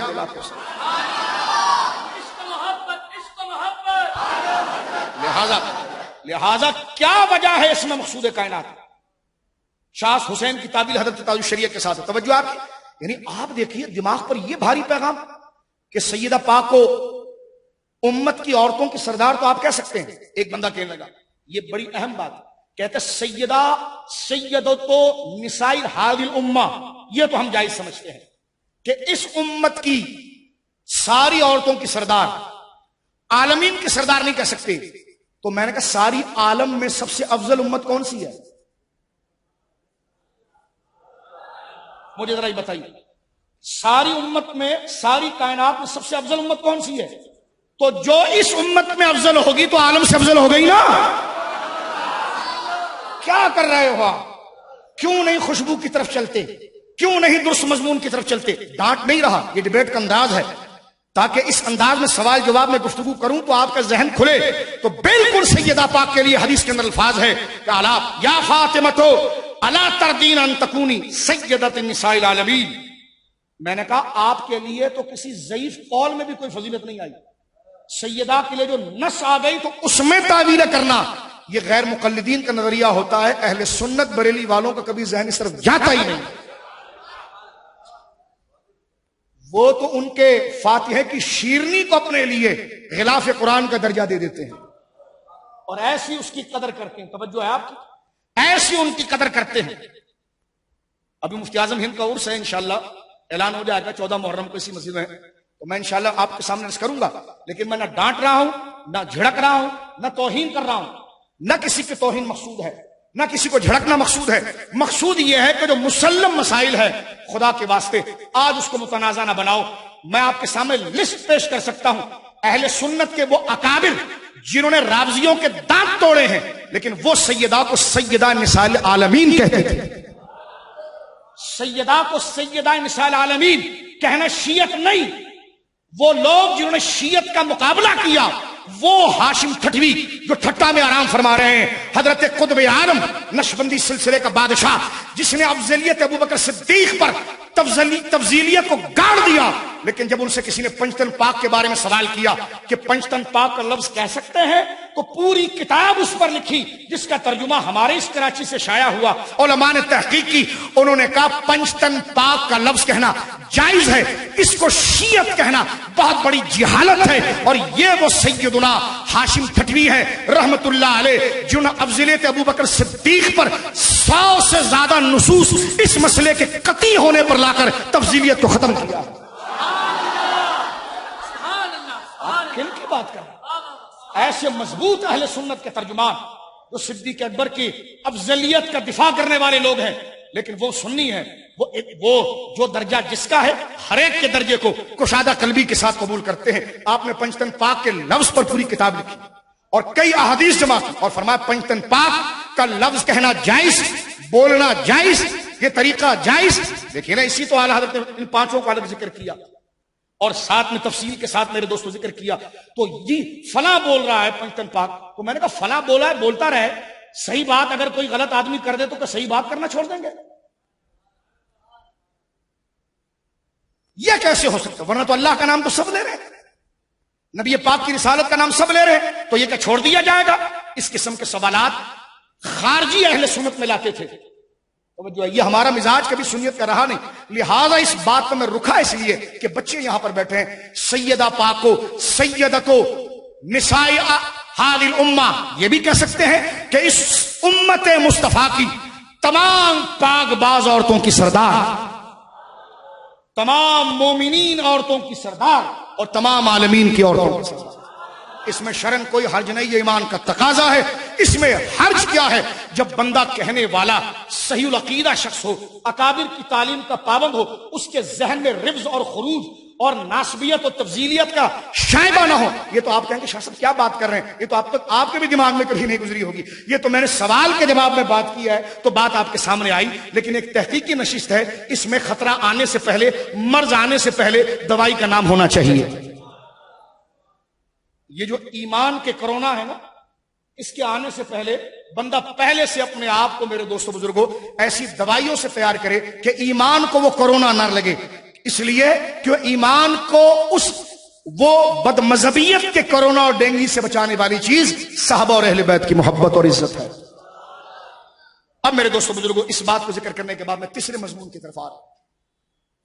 سرکار علیہ الصلوۃ والسلام نے سیدہ پاک کو ایک اور لفظ شامل فرمایا. مسلم شریف کی حدیث ہے میرے سامنے اور حدیث نمبر 6308. 6308. آپ سمجھنا حسین کن کے بیٹے ہیں، ان کی پرورش کس ماحول میں ہوئی ہے، کیا ان کے لیے یہ کیا ان کی یہ پوزیشن تھی، کیا یہ ایسا عظیم ماں کا بیٹا جس گھر کے اندر آیت تطہیر اترے اور سرکار نکل رہے ہوں نماز کے لیے تو سیدہ کے دروازے پر کہیں اہل بیت نماز کے لیے تیار ہو جاؤ، اہل بیت نماز کے لیے تیار ہو جاؤ. جس گھر کے اندر جبریل بغیر اجازت کے نہ آئیں، جس گھر میں بطول ہوں جو رب سے دعا کرے یا اللہ ایک رات ایسی دے کہ میں دل بھر کر تیری عبادت کر سکوں، وہ گھر کہ جس گھر کے آنگن کو اور وہاں کے رہنے والے آنچل کو چاند ستاروں نے نہ دیکھا ہو، اس حسین ابن علی ایسے آغوش مادر میں اور ایسے بقائے نور میں جس نے پرورش پائی ہو، وہ یزید کی بیعت کرے گا؟ وہ یزید کی بیعت کرے گا؟ یزید کی بیعت ہو کیسے سکتی؟ یہ کہتے جی اسلام زندہ ہوتا ہے کربلا کا، اس میں ہے کیا؟ میں نے کہا کبھی شرافت دماغ میں لاؤ نا تو یہ واقعی میں اسلام زندہ ہوتا ہے ہر کربلا کے بعد، اس لیے کہ یہ کسی عام بندے کا جھکنا نہیں تھا، یہ اس وقت امت کے ترجمان کا تھا۔ اگر یہ جھک جاتے تو قرآن کا معنی کیا باقی رہتا؟ انہوں نے جان دے کر بتا دی ہے کہ بدر کو بھی انہوں نے بچا لیا، بدر کی سچائی کو بھی بچا لیا، احد کی سچائی کو بھی بچا لیا۔ کہتے بدر کیوں نہیں پڑھتے؟ میں نے کہا ابے بدر تو رمضان میں ہوئی، بچایا کربلا نے اسے ہے۔ اور میں ایک بات عرض کرنا چاہتا ہوں، کہتے ہیں 10 روزہ ایسی کربلا بیان کرتے ہیں کہ ہمارا سماج، ہماری بچیاں، ہمارے بچے وہ سمجھتے ہیں کہ سب سے بڑا جہاد کربلا ہی ہے۔ بھائیو یہ اہل سنت کا موقف نہیں، بدر کی لڑائی سب سے بڑی ہے۔ میں نے کہا حضرت بڑھاپا آ گیا، افتاح چھوڑ دیں آپ، یہ کیا گپ مار رہے ہیں آپ؟ دماغ کام کر رہا ہے، شوگر ہائی ہوتی ہے نا تو بندے کو دن میں ستارے نظر آتے ہیں، تو آپ کو کچھ نظر آنے لگ گیا، یہ کیا بات کر رہے ہیں؟ یہ تقابل کہاں پر آپ لے کر آ رہے ہیں؟ بدر شریف بدر ہے، کربلا کربلا ہے۔ جب بدر ہوتی ہے تو پھر کربلا کیوں نہیں بیان کرتا تو؟ اور کربلا ہوتی تو بدر کی کیا؟ اور دونوں کو ایک ساتھ بیان کرے تو حرج کیا؟ کون؟ بدر کا مقابلہ کربلا سے کیسے ہو سکتا ہے؟ اس میں تو حضور خود موجود ہیں۔ جس طرح نساء العالمین کے بارے میں آپ کے ذہن سے اور مقصود کائنات میں نہیں گزرانا، ان کے ذہن میں پتہ نہیں کتنی بڑی بڑی ٹرینیں اور میزائلیں گزر جاتے ہیں۔ میں نے کہا یہ آتے کہاں سے؟ بیٹھتے کن کے پاس ہو بھائی؟ تم کن کے پاس بیٹھتے ہو؟ کتنے تم ڈپریشن کے مریض ہو ہیں؟ کوئی آپ 4-5 دن علاقے سے نکلو، موبائل شوبائل بند کرو، کھلی فضا میں جاؤ، کوئی نفسیاتی ڈاکٹر کے پاس جاؤ تو تمہیں سلائے، سلانے کے بعد ہی وہ اوٹ پٹانگ تمہیں دن میں خیالات آتے نہیں تمہارے دل سے نکلیں۔ یہ کیا خیالات آ رہے ہیں؟ کسی جاہل آدمی کے ذہن میں بھی کبھی خیال نہیں گزر سکتا۔ پڑھا لکھا آدمی یہ کہے کربلا شریف کے بارے میں تو مجھے کہنے دیجئے، آج آئیے میدان میں، بدر پر کتنی کتابیں لکھی گئی اور کربلا پر کتنی لکھ گئی؟ ذرا میدان میں آ جائیں آپ۔ توجہ ہے آپ کی؟ اعلی حضرت کے خاندان ہی کو اٹھا لیں، ان کا نام لیتے نا، اعلی حضرت کے خاندان نے صرف نفس غزوہ بدر پر کتنی کتاب لکھی اور نفس کربلا پر درجنوں کتابیں لکھی گئی۔ عزت صحابہ، محبت اہل بیت، یہ تقابل کہاں پر ہے میرے دوستو؟ کیوں یہ فضا بنائی جا رہی ہے؟ کیوں یہ بات لائی جا رہی ہے؟ اگر تفضیلی کے رد میں یہ بات کرنا ہے تو تفضیلی کے رد میں بات بھی آپ انصاف کی کریں گے، تفضیلی کے رد میں آپ ناسبی نہیں بن جائیں گے، یہ توازن کی بات کریں گے۔ کربلا شریف، بلکہ ہمارے بزرگ تو یہ کہا کرتے تھے کہ بدر تو کافروں کے خلاف تھی نا، تو اس میں تو نفع پر کام ہو رہا تھا، اور کربلا تو ظاہری کلمہ پڑھنے والوں کے سامنے تھی، اس میں اصل موڑی بچائی جا رہی تھی، کیونکہ اپنے دین کا نام لینے والے دین کو کاٹ رہے تھے۔ کربلا کے اندر دین کا نام لینے والے سامنے نہیں تھے، وہ تو تھے کافر، تو وہاں پر اسلام کے نفع پر کام ہو رہا تھا، یہاں اسلام کے اصل اخلاق اور تعلیم کے بچانے پر کام ہو رہا تھا۔ لیکن اس میں کوئی شک نہیں کہ بدر شریف میں جو اجلہ صحابہ ہیں ان کا مرتبہ بہت بلند ہے، ان کے لیے جو بشارات احادیث میں ہیں وہ اپنی جگہ پر بہت مشہور ہے۔ سرکار نے فرمایا جو بدر میں شریک ہو گیا خدا نے اسے بخش دیا، جو بھی کرتا رہے۔ لیکن دیکھیے جب بدر بیان کرتے ہیں تو بدر بیان کرتے ہیں، کربلا بیان کرتے ہیں تو کربلا بیان کرتے ہیں۔ اب آپ کا کوئی ابا شہید نہیں گزرا تو ہم کیا کریں، اور آپ سید نہیں ہو تو ہم کیا کریں؟ تو فضیلت کو قبول کریں آپ۔ تو لہٰذا کربلا شریف کے بارے میں یہ جملہ کہنا یہ بالکل درست ہے، اور یہ تنقید جائز نہیں ہے، یہ جملہ بالکل درست ہے، کیونکہ اخلاق مصطفیٰ کربلا سے ظاہر ہوا، مصطفیٰ کی استقامت کربلا سے ظاہر ہوئی، حق کے لیے ڈر جانا اور باطل کے آگے سر تو کٹوا دینا لیکن ہاتھ نہ دینا، یہ دراصل جو بدریوں کا مزاج تھا وہ کربلا کے آئینے میں نظر آیا۔ یہ جو احد کی استقامت تھی یہ حسین ابن علی کے رویے سے نظر آئی ہے، بلکہ یوں سمجھ لیجئے کہ کربلا کے اندر درخت تیار ہوا اور اس پھل کی مٹھاس کربلا کے اندر آئی ہے، وہ ذوق جو ہے جہاد کا، وہ غزوے کا کربلا کے اندر آیا۔ کیا آپ کہتے میں مقرر نہیں ہوں؟ تو میں نے کہا پھر مدرسے میں بیٹھو نا، پھر یہ تقریر کرتے کیوں ہو؟ اس قسم کی بھنڈ مار کر گویا کہ اہل سنت کے اندر انتشار پیدا کرنا یہ کسی صورت میں جائز بولیے نہیں ہے۔ اب دیکھیے سیدہ زہرا پاک کے لیے فضیلت مزید میں عرض کرتا ہوں، آپ کوئی آپ کا غلط ٹائم یا کوئی فرقہ واریت ادھر ادھر کی بات نہیں کی جا رہی، یہ اختلاف کے اندر بھی آپ کے لیے روشنی پیش کی جا رہی ہے۔ مزید نچوڑ کیا جائے. کوئی ہمیں جوش خطابت نہیں، اور نہ جناب جو ہے کہ وہ کوئی تیش میں آ کر ہم یہ بات کرنا چاہتے ہیں. یہ وہ چیزیں جب سوالات سامنے آتے ہیں تو علم اور کھلتا ہے.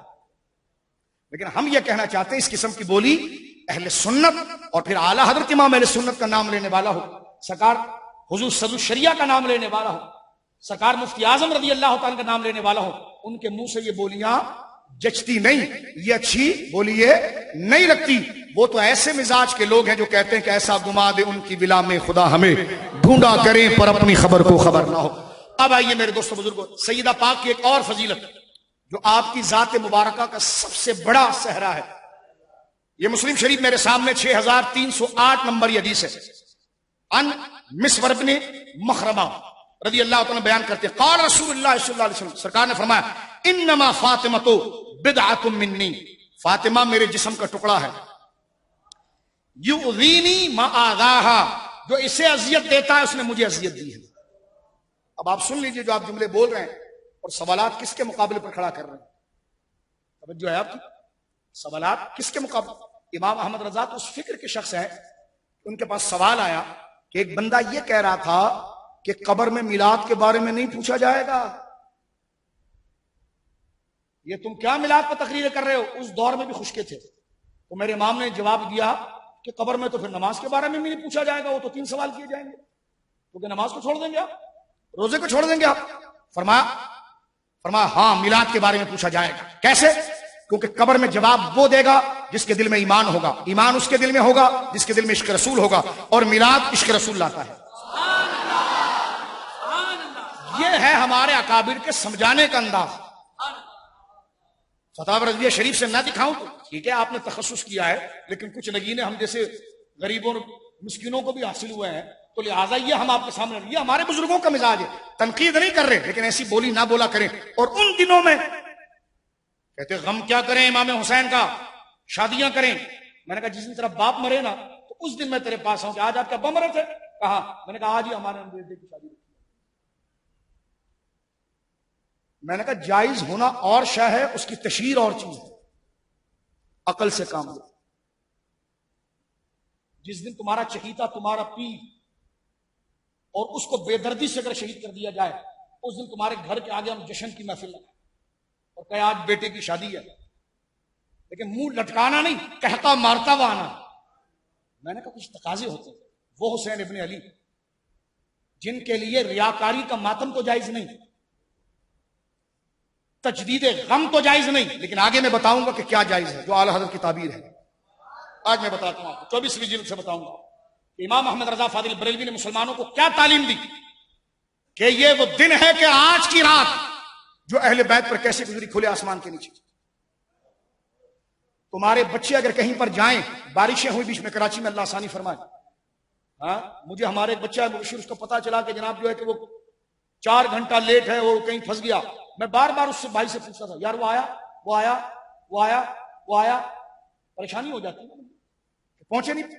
آپ کے رشتہ دار عزیز و اقارب کہیں رہ جائیں، میں پوچھتا ہوں مجھے بتائیے کہ دشت کربلا کے اندر امام حسین کو شہید کر دیا گیا، وہ رات اہل بیت پر گزری کیسے ہوگی؟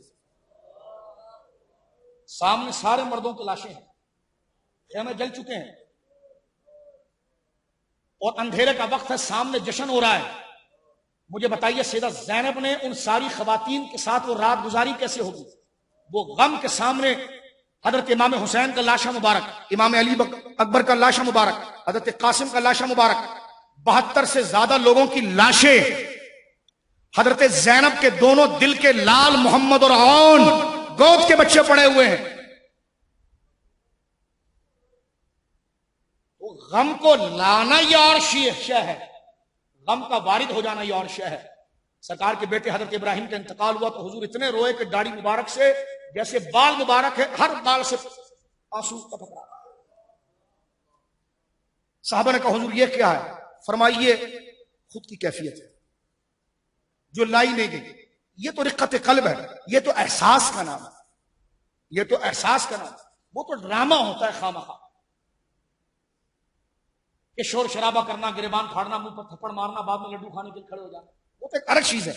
ایک ہو جو واقعتاً جس کے گھر کے بچے کو اگر یہ حادثہ خدا نہ کرے لگ جائے، اس کے گھر کے بندے کو لگ جائے سالوں گزر جائے اس کو خیال آئے تو منہ کا ذائقہ چلا جائے.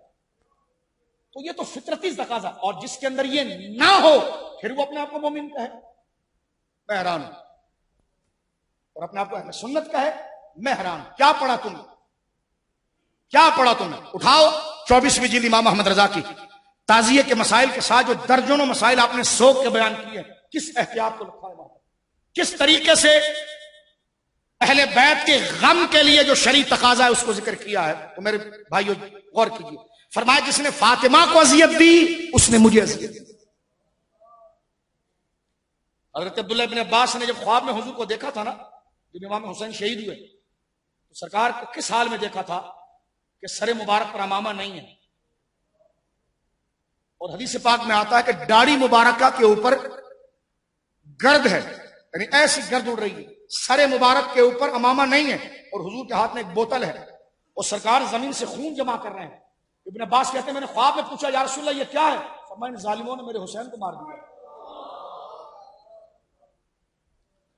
اور میں اس خون کو جمع کر رہا ہوں. یہ خون حسین ہے جس کو رسول اللہ جمع کر رہے ہیں اس برتن میں. وہ خاک جب لا کر سیدہ ام سلمہ کو دی گئی فرشتے نے, تو کہتی ہے کہ جب دوپہر کے وقت میں نے خواب دیکھا میں دوڑتے ہوئے گئی تو برتن کے اندر وہ خاک خون بن چکی تھی.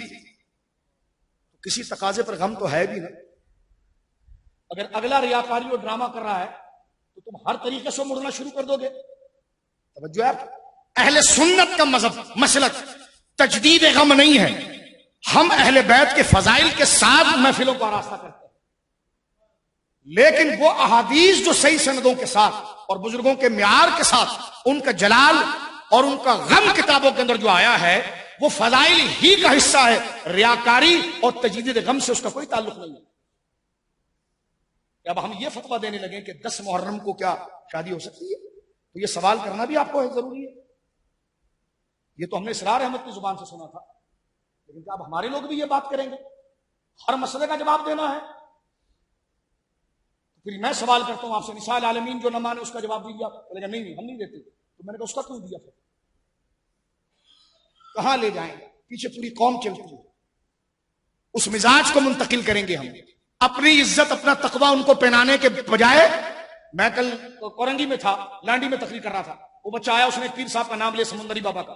کہنے کا ان کی منقبت. میں نے کہا چپ کرو, ان کو خوش کرنا ہے تو آج صرف سہارا کی منقبت پڑھو بس.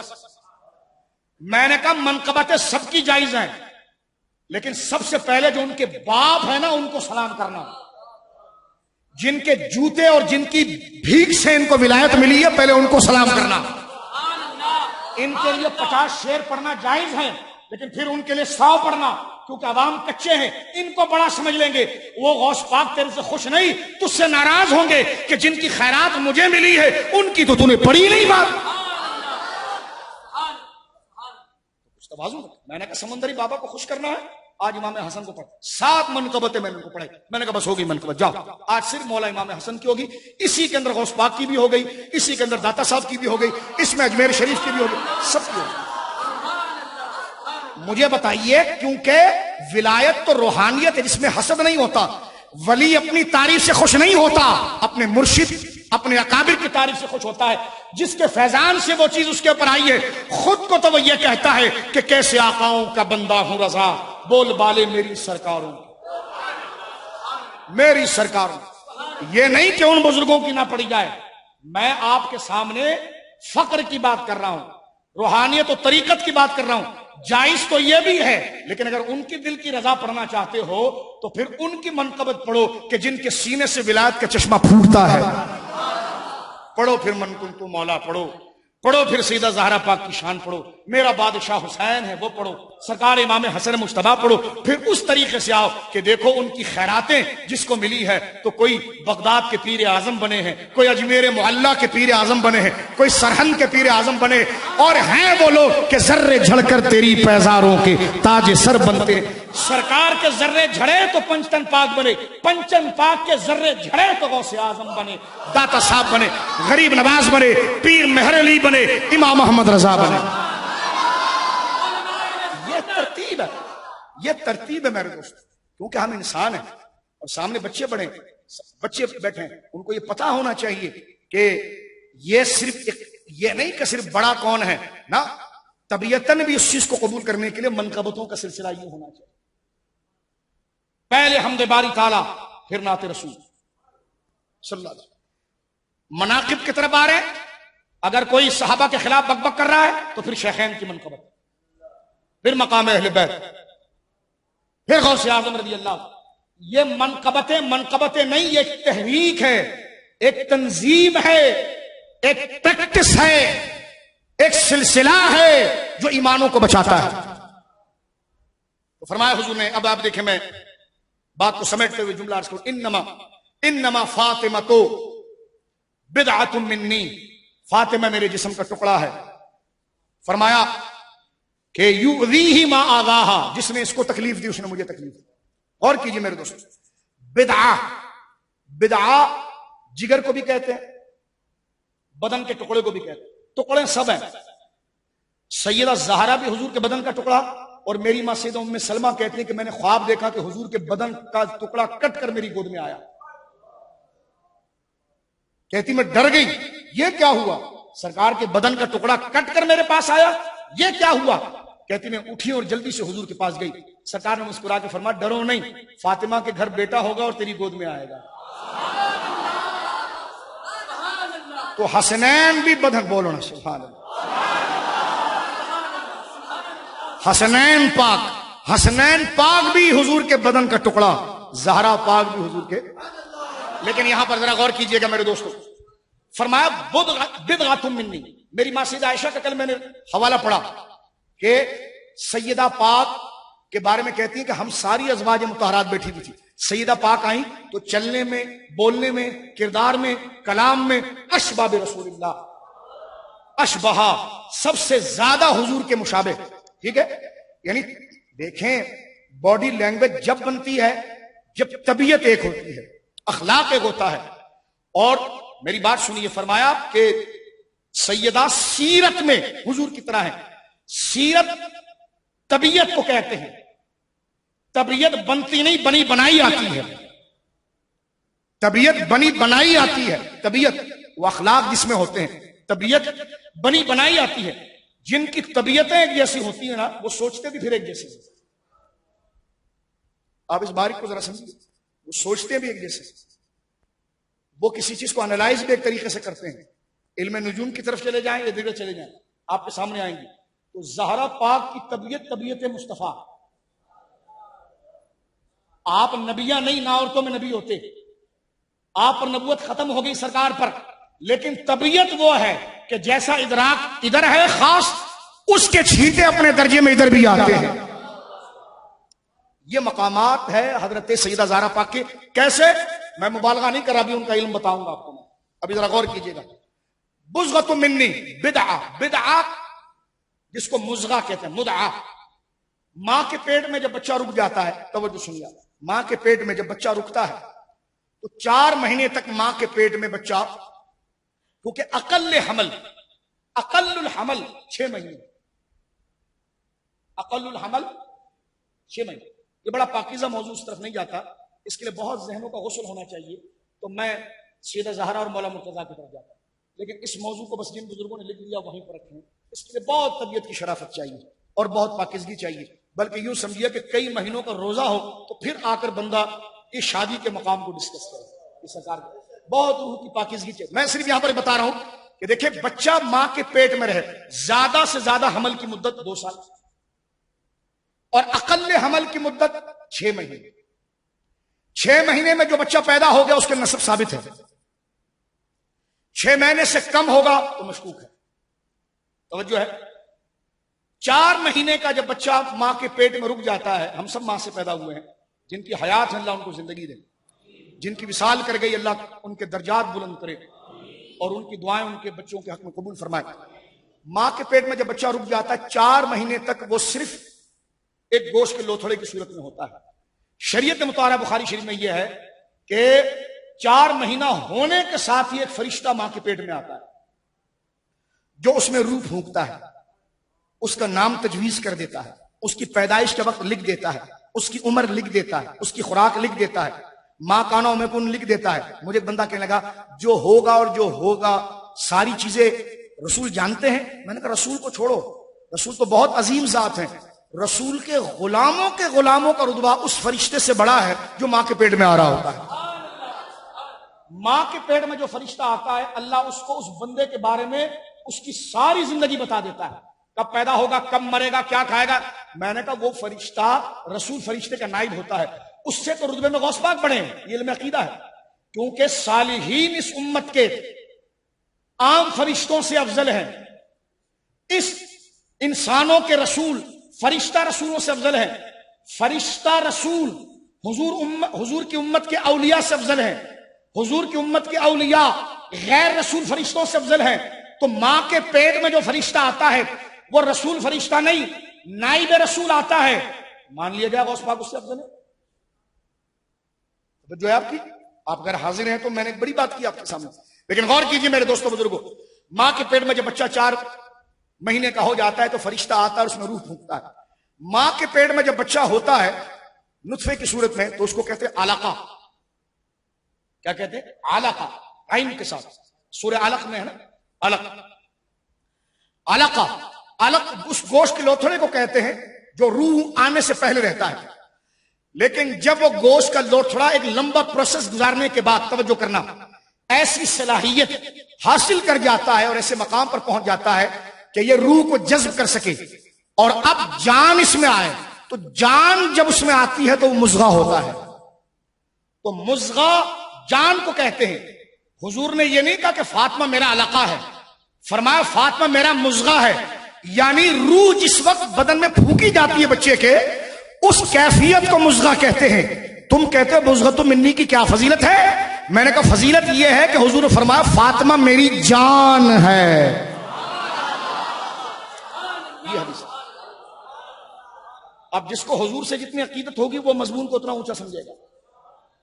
میں نے اس لیے آپ کو کھول کے بتایا، حضور نے فرمایا الفاطمہ تو بدعۃ منی، علقہ نہیں کہا، بدعہ کہا۔ اور مضغہ جسم کے ٹکڑے کو بھی کہتے ہیں، لیکن ایک معنی جب فضیلت کا ملتا ہے اور وہ شرن اس کی تعبیر غلط نہیں ہے تو کیوں نہیں ہم بیان کریں کہ جناب حضور نے یہ بیان فرمایا کہ فاطمہ جو ہے وہ میرے جگر کا ٹکڑا ہے اور فاطمہ جو ہے وہ میری جان ہے۔ اب اس میں آپ سنیے، جب جان ہے، سیرت ہے، تو مزاج میں مماثلت ہے۔ مزاج میں جیسے فاروق اعظم کو صحبت سے مماثلت ملی، ابو بکر صدیق کو صحبت سے ملی، ان کو طبیعت سے ملی۔ توجہ ہے، فاروق اعظم رضی اللہ تعالیٰ عنہ کا مرتبہ مقام ہم بیان کرتے ہیں اور ہمارے دل میں دیکھو کوئی خیال نہیں، یوں بیان کرتے ہیں سن اللہ۔ ہم جب حضرت فاروق کا بیان کرتے ہیں تو حضرت مولا کی توہین کا شائبہ بھی نہیں ہوتا الحمدللہ، اور جب سیدنا مولا کو بیان کرتے تو بحمدللہ تعالی شیخین کی توہین کا معاذ اللہ خیال بھی نہیں ہوتا۔ یہ ھذا من فضل ربی، یہ اللہ کا فضل ہے، اللہ اسی پر قائم رہے جب تک یہ خیال ایسا ہی رہے، لیکن یہ خیال ڈاما ڈول ہونے لگے اس سے پہلے اللہ ہمیں ایمان کے ساتھ اس دنیا سے اٹھا لے۔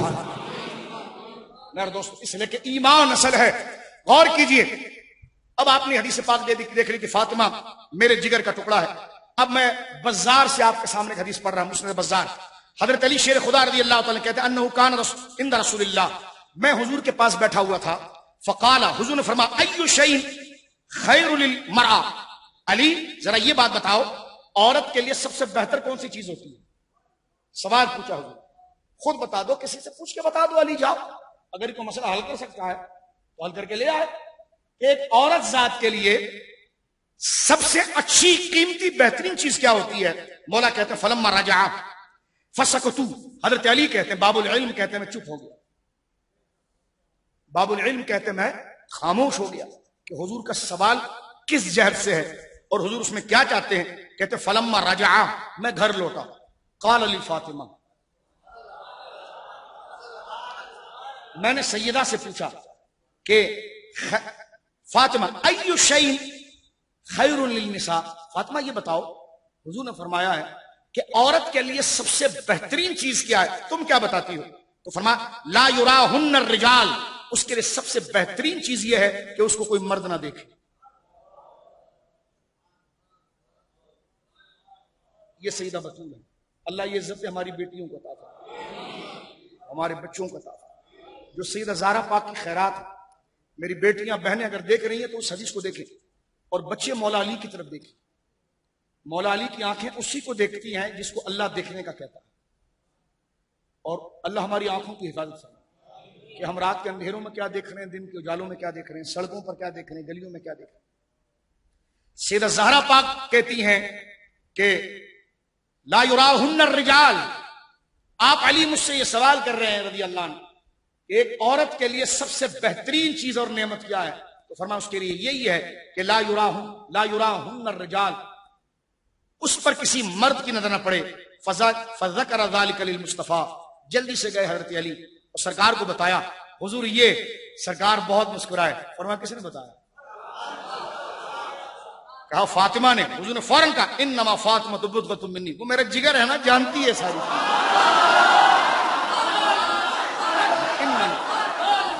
انما فاطمہ بضعۃ منی، فاطمہ میرا جگر ہے اور وہ اس لیے یہ ساری چیزوں کو جانتی ہے۔ تو یہاں پر آپ دیکھیے طبیعت مبارکہ کے اندر ان تمام چیزوں کی مماثلت اور ان تمام چیزوں کا کمال کس درجہ مبارکہ کے اندر گویا کہ موجود ہے۔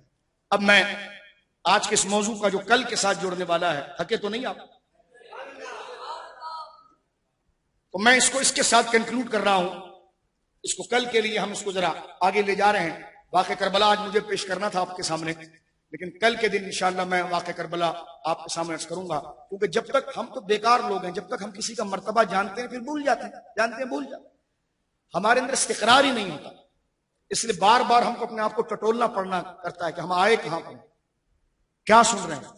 کربلا وہ سنیں جنہیں یہ رتبے یاد ہو، تب اسے پتا چلتا ہے کہ ان کا ذکر ہوتا کیوں ہے۔ ایک بندہ کہنے لگا یہ کون سی بڑی فضیلت ہے بھائی، بس گئے تھے شہید ہو گئے ختم ہو گئے۔ میں نے کہا تمہارا مولوی مر جائے تو 100 سال تک اس کا نماز جنازہ پڑھتے، غیبانہ غیبانہ غیبانہ، اخباروں میں دے رہے ہو مار دیے گئے۔ میں نے کہا بھول جاؤ اس کو، کہ لگا نہیں آدمی بڑا بڑا تھا۔ میں نے کہا وہ بھی اصل ایمان تھا، وہ بھی اصل دین تھا۔ امت کو جو غم ہے امام علی مقام کا اور ان کی منقبت، یہ عام بندے کی شہادت نہیں، عام بندے کی شہادت نہیں، یہ یوں ہے جیسے دین کی گردن پر چھری چلائی گئی۔ اخلاق مصطفیٰ، آپ خطبے تو پڑھیں نا، میں نے کہا البدایہ پڑھیں، آپ کھولیں علامہ ابن کثیر کو، کھولیں علامہ ابن کثیر کو، البدایہ پڑھیں، وہ سارے خطبے سند صحیح کے ساتھ کتابوں کے اندر موجود ہیں۔ امام کا کلام تو آپ دیکھیں، آج وقت میرا ختم ہو رہا ہے ورنہ میں خطبے تحریر کر کے شرف پا کر، مبارک و عبارت اپنے ہاتھ سے میں لکھنے کے شرف پا کر آیا ہوں، میں آپ کے سامنے وہ کلمات پڑھتا کہ اس کی فصاحت کتنی ہے، کتنی بلاغت کے ساتھ امام علی مقام رضی اللہ تعالیٰ نے حضور علیہ السلام کے اخلاق اور اپنے نسب پاک اور ہدایات اور اس تعلیم اور صبر کے تقاضوں کو ذکر کیا جو ہو بہو پوری سیرت مصطفیٰ ہے، وہ ہمیں کردار حسین میں نظر آتی ہے رضی اللہ تعالیٰ۔ علامہ ذہبی نے اسی لیے تو لکھا تذکرۃ الحفاظ میں، آپ کے اسماء و رجال کی کتاب ہے اور حفاظ پر لکھی گئی کتاب۔ علامہ نے یہ تو میزان الاعتدال بھی لکھی ہے، اس میں ضعیف راوی بھی لے آئے ہیں، لیکن آپ کو کسی نے کہا کہ آپ بہت بڑے تاریخ کے امام تھے، انہوں نے کسی نے کہا کہ بھائی آپ نے یہ جو میزان الاعتدال لکھی اس میں سچے اور جھوٹے سارے راوی لکھ دیے، ایک ایسی کتاب لکھیں جس میں سارے سچے راوی آئے، تو آپ نے تذکرۃ الحفاظ لکھی۔ تذکرۃ الحفاظ میں آپ نے ایک روایت نقل کی کہ سرکار دو عالم کے اللہ رب العالمین جل وعلا نے اس بات کو بیان فرمایا کہ یحییٰ بن زکریا علیہ السلام، اللہ کے نبی، ان کو بڑی بے دردی کے ساتھ بنی اسرائیل نے قتل کر دیا تھا، ان کی گردن کاٹ دی تھی۔ حضرت زکریا علیہ السلام کے بیٹے حضرت زکریا کو درخت میں انہوں نے شہید کیا، حضرت یحییٰ علیہ السلام کو معاذ اللہ اس قدر توہین تھی کہ بڑی غلط نسبت کے ساتھ گویا کہ انہوں نے آپ کے سر مبارک کو وہاں پر ذبح کیا اور ایک بازاری عورت کے کوٹھے پر لا کر پھینک دیا معاذ اللہ۔ اس قدر شدید توہین کی بنی اسرائیل نے، یہودی بڑے شیطان ہوتے ہیں، یہ انہوں نے کی۔ اللہ رب العالمین نے اس قوم پر عذاب ایسا لایا کہ 70,000 آدمی مرے۔ امام علامہ ذہبی لکھتے ہیں کہ اللہ رب العالمین نے یہ فرمایا محبوب میں نے یحییٰ کی توہین پر 70,000 کو مارا تھا، فاطمہ کے جگر کے ٹکڑے کی توہین اور اس کے قتل پر میں 3 گنا زیادہ لوگوں کو ماروں گا۔ یہ عذاب سرکار دو عالم صلی اللہ علیہ وسلم فرماتے ہیں ستتن 6 وہ ہے لعنہ اللہ جن پر اللہ لعنت کرتا ہے، وکل نبی مجاب، اور ہر نبی مستجاب الدعوات ہوتا ہے۔ لعنت گالی نہیں ہوتی، لعنت اس کو کہتے ہیں، لعنت شرعی حکم ہے کہ اب اس پر رحمت نہیں رہے گی. لعنت گالی نہیں ہے، لعنت ایک شرعی حکم ہے، اور لعنت کافر کے علاوہ کسی پر نہیں ہوتی. لعنت گویا کہ یا تو عموم میں ہوگی یا قطعی جس کا اس پر ہوگی. اب آپ اس قصے کو آگے جا کر دیکھیے. اسی لیے اہل سنت یزید کے پر لعنت کا مسئلہ میں بیان کروں گا آپ کے ساتھ. ہمارے وہاں جہاں امام اعظم توقف کرتے ہیں وہاں امام احمد بن حنبل اس کی تکفیر کرتے ہیں. اس لیے ہمارا مزاج یہاں پر دو ہے. اگر عاشق سارے بیٹھے ہیں امام علی مقام کے تو ہم یہ کہتے ہیں کہ جناب او یزید پر لعنت کو رہنے دے، ایک طرف ذکر حسین کرتا رہے. سرکار پیر محلی شاہ صاحب رضی اللہ تعالیٰ کہتے ہیں کہ ہم اس پر لعنت کرنے کی بجائے تھوڑی اور ایک منقبت سن لیں. لیکن اگر ہمارے سامنے ذاکر نائک جیسے لوگ آ جائیں جو اس کو جنت میں گھسڑنے کی بات کرے تو ہم کشادہ دل سے کہتے ہیں یزید پر خدا کی لعنت ہے. کیونکہ جب غلط کو صحیح کرو گے تو پھر امام احمد کے قول کو ہم لیں گے، اور پھر یہ کیونکہ دھاندلی ہے پھر ہم سکوت نہیں کریں گے. کیونکہ امام اعظم نے یہ لکھا کہ جو اس کو کافر کہے میں کچھ نہیں کہتا. کہتے امام اعظم ابو حنیفہ رحمۃ اللہ علیہ نے اس کو کافر تو نہیں کہا. تو میں نے کہا مسلمان بھی نہیں کہا. میں نے کہا کافر نہیں کہا. میں نے کہا بات پوری کرو نا، مسلمان بھی نہیں کہا. اس کا کیا مطلب ہوا؟ تو میں نے کہا مطلب نہیں تو پھر فتویٰ پڑھتا کیوں ہے؟ جب مطلب نہیں سمجھ میں آتا تو پھر بیان کیوں کرتا ہے؟ مطلب اس کا یہ ہے کہ اگر کوئی اس کا جرم ایسا ہے امام علی مقام کے قتل میں وہ سازش میں ہے، سامنے تو شمر لعین ہے، سنان ہے، اور یہ دیگر بدبخت ہیں جنہوں نے نیزہ مارا، گردن مبارک پر چڑھے، لیکن ابن زیاد ملعون ہے. اسی طرح اشاروں اجازتوں کے اندر پیچھے یہ سلسلہ یزید پلیت اور ملعون کی طرف جاتا ہے.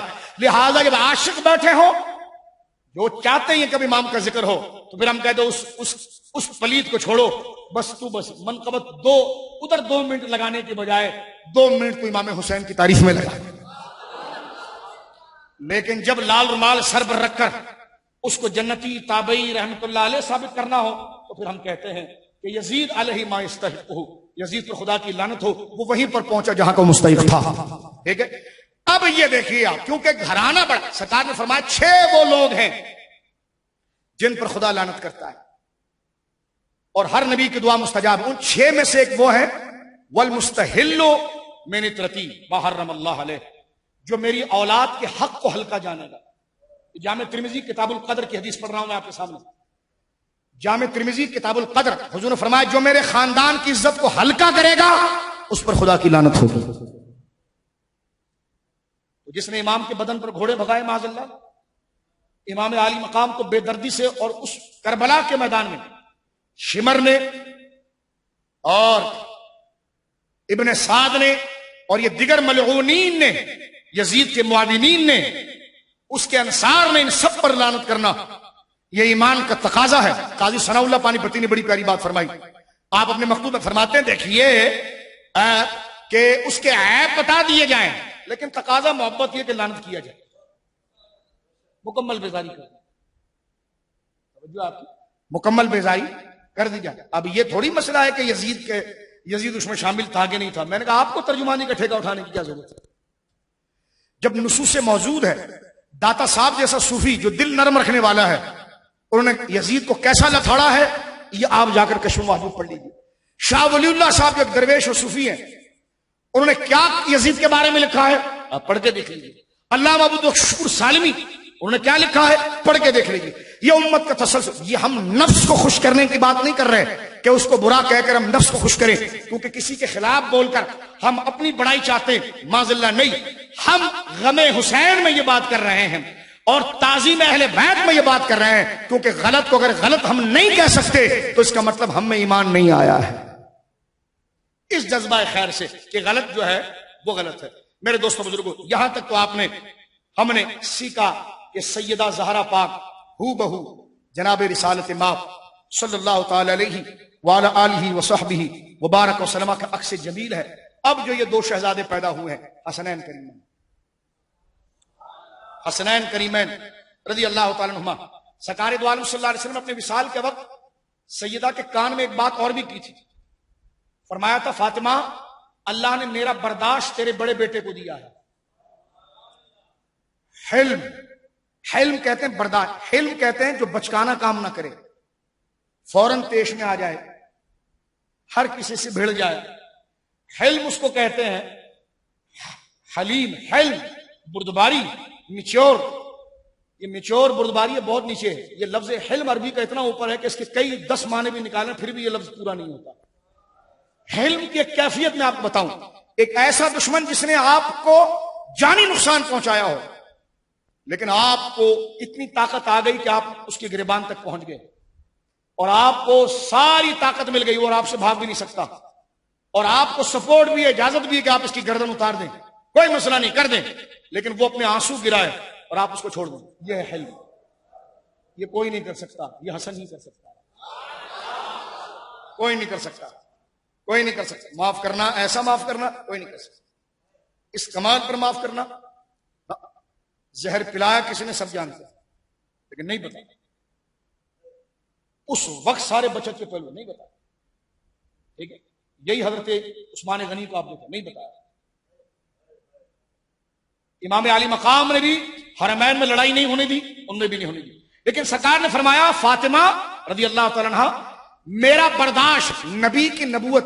دیکھو سرکار پر تو نبوت ختم ہو گئی، لیکن جو نبی ہوتے ہیں نا وہ کیسے پہچانے جاتے ہیں؟ اپنے اخلاق سے.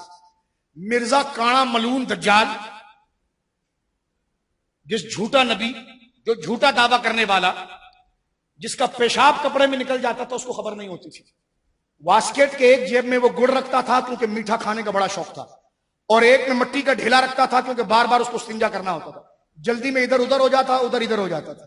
یعنی ایسا اس کی جو ہے وہ عقل تھی. چلا ہوا جا رہا ہے، پاؤں سے جوتا نکل گیا اس کا، تو اپنے بیٹے کو کہتا بشیر، کہنے کا کیا؟ کہا لگتا جوتے میں سوراخ ہوا. کہا ابا جوتا نکل گیا، ننگے پاؤں آپ. ایسا پاگل، ایسا ملعون. قادیانیوں کس لانتی کے پیچھے چل رہے؟ اب بھی موقع ہے، اس منحوس اور ملعون سے جان چھڑا کر مدینے کی طرف آ جاؤ، آ جاؤ. کس وبا کی طرف چل رہے ہو؟ مرزا کی بیوی کہتی ہے کہ ان کو شوق چڑھ گیا تھا گھاگرا پہننے کا. اب کون سمجھائے؟ دعویٰ جو نبوت کا کر بیٹھے، ہر بندہ قسم قسم کا گھاگرا لاتا تھا. کوئی لال لا رہا ہے تو کوئی چمیلی والا لا رہا ہے تو کوئی اس کے بوٹم بنا ہوا لا رہا ہے اور وہ پہن کے پھر رہے ہیں. توجہ، کیسا مذاق دین کا. اللہ اکبر. جوتا جو موجری ہوتی ہے کھوسے، عام بچہ بھی چھوٹا سا بچہ، چھوٹے بچوں کے مائیں کھوسے لاتی ہیں، وہ چھوٹا سا بچہ سمجھتا ہے کہ سیدھے پاؤں کا کون سا الٹے پاؤں کا کون سا. مرزا الٹے کو سیدھے میں گھسڑتا تھا، سیدھے کو الٹے میں گھسڑ دیتا تھا. اس کی بیوی نے نشان لگایا پاؤں، اس کی کتابوں میں، ہماری لائبریری میں کتابیں رکھی نا، اس کا جو روحانی خزائن ہے اس میں اس کی بیوی نے نشان لگائی کہ دیکھ یہ سیدھا ہے اور یہ الٹا ہے. کہنے کا نشان لگانے کے باوجود وہ الٹا ہی گھسڑ دیتا تھا. یہ اس کے جھوٹ اور کذب پر، مرزا پر جب بات کرنی ہو قادیانی سے مرزا کی زندگی پر بات، کہنے نہیں ان کو چھوڑو. میں نے کہا واہ، ہر تحریک کے بانی کی بائیوگرافی پر بات ہوتی ہے، تم اس کو نبی کہہ رہے ہو. نبی تو دور کی بات ہے، وہ انسان کہلانے کے لائق نہیں ہے. جو اس کی بدکاریاں رہی، بشیر نے زنا کر لیا تھا اس کے بیٹے نے، تو ملا حکیم نے اس کو پکڑا، اس کا جو خلیفہ کہنے کیا گیا تو مرزا بھی کر لیتے تھے، مرزا صاحب بھی کر لیتے تھے. تو وہ تو انسان کہلانے کے لائق نہیں ہے. توجہ ہے آپ، انسان کہلانے کے لائق. میں نے اس زمانے میں بھی کہا تھا، یہاں پر کراچی کے اندر ایک بندہ جو شیعہ تھا اور وہ قادیانیوں کی کمپین چلا رہا تھا، تو ایک جہاز کے اندر مجھے شیعوں کا ایک ذاکر ملا، تو میں نے اس کو کہا کہ یار تم تو اہل بیت کا سودا بیچتے ہو. جتنی بڑی توہین مرزا نے امام علی مقام کی ہے نا، میں نے کہا جس کے دل میں تھوڑی سی بھی اہل بیت کی محبت ہو وہ اس کے منہ کو نہ دیکھے. مرزا نے کہا تھا کس کربلا کے حسین کی بات کرتے ہو؟ ایسے 100 حسین میں جیب میں رکھتا ہوں. معاذ اللہ. اب بھی اس کے لیے تحریک چلاؤ گے؟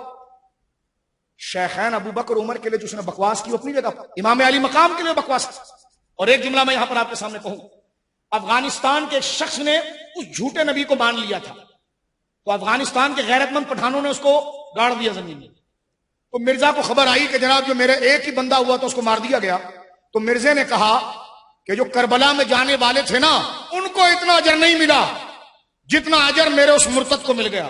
تو میں نے کہا اس سے بڑی توہین کربلا والوں کی کیا ہوگی. تو اس لیے میں کہتا ہوں کہ عاشورے میں کچھ مرزا کا بھی رگڑا لگایا کرو, کچھ بولتے ہی نہیں ہو. الحمدللہ اس کا بھی ٹھیکہ سنیوں نہیں اٹھایا ہوا ہے, لیکن اہل بیت کا نام تو تم بھی لیتے ہو نا, تو کچھ جملے تو بول دو. ختم نبوت کے کچھ جملے تو بولو. توجہ ہے, یزید اتنا برا لگتا ہے تو مرزا کون ہے, مرزا کون ہے. لیکن تم جب کچھ بولتے نہیں ہو نا تو ہمیں لگتا ہے واقعی میں تم کسی تحریک پر کام کر رہے ہو. صحابہ کی گھر ان کی بیٹیاں گئی ہیں اس پر کبھی نہیں بولتے, ادھر کی شادیاں ادھر کبھی نہیں بولتے. ایک الٹی گراری جو تم نے اپنی طرف سے گاڑی ہوئی ہے اس جھوٹی بات کی طرف چلتے رہتے ہو. پتا چلا تمہارا تحقیق سے نہیں, تم کسی ایجنڈے پر کام کر رہے ہو. اور سنی وہ ہے جسے نظریہ قرآن و حدیث میں مل گیا ہے, وہ کہتا ہے جہاں پر بھی اللہ کے محبوبوں کی شان ہوگی اس کی تعظیم کے لیے کشادہ قلبی سے ہم اظہار کریں گے. میرے دوستوں بزرگوں, بات کو سمیٹتے ہوئے عرض کرنا چاہتا ہوں, نبی کی سب سے بڑی, ظاہر سی بات ہے بڑے اپنے اخلاق سے پہچانے جاتے. نبی انسانوں میں سب سے بڑا ہوتا ہے میرے بھائیوں میرے بزرگوں. اس کی نبوت کو ظاہر کرنے والی چیز اس کی بردباری ہوتی ہے. نبی میں بچکانا پن نہیں ہوتا, نبی میں جذباتیت نہیں ہوتی. ایسا صبر ہوتا ہے کہ 13 سال ہو گئے, پہاڑ کا فرشتہ کہہ رہا ہے حضور دبا دیں ان کو, ہوا کا فرشتہ کہہ رہا ہے حضور اڑا کر لے جائیں ان کو. ایسا بردبار ہے, نہ چھوڑو. یہ نادان ہے, میرا مرتبہ نہیں جانتے, لیکن میں دیکھ رہا ہوں ان کی پشت میں میرا کلمہ پڑھنے والے ہیں. یہ بردباری یہ آپ کو نظر آئے گی اپنے جھلک کے اندر. حضرت امام حسن مجتبی میں سرکار نے فرمایا فاطمہ میری بردباری اور حلم خدا نے تیرے بڑے بیٹے, بہت قیمتی بات ہے میرے دوستوں, تھکنا نہیں, بہت عزت والی بات اور ہمیشہ زندگی بھر کلمے کے ساتھ یاد رکھنے والی بات ہے. جس کو یہ باتیں یاد رہتی ہیں اس کی زبان سے کلمہ نزا کے وہ بڑی آسانی سے نکلتا ہے. سنیے میرے دوستو, فرمایا تیرے بڑے بیٹے حسن کو خدا نے میرا حلم دیا ہے, اور تیرے چھوٹے بیٹے حسین کو خدا نے میری بہادری دی ہے. فرمایا میری شجاعت وہ حسین کو دی ہے اور میرا حلم وہ حسن کو دیا ہے. ٹھیک ہے جی. اب آپ دیکھیں حلم کہتے ہیں برداشت کو.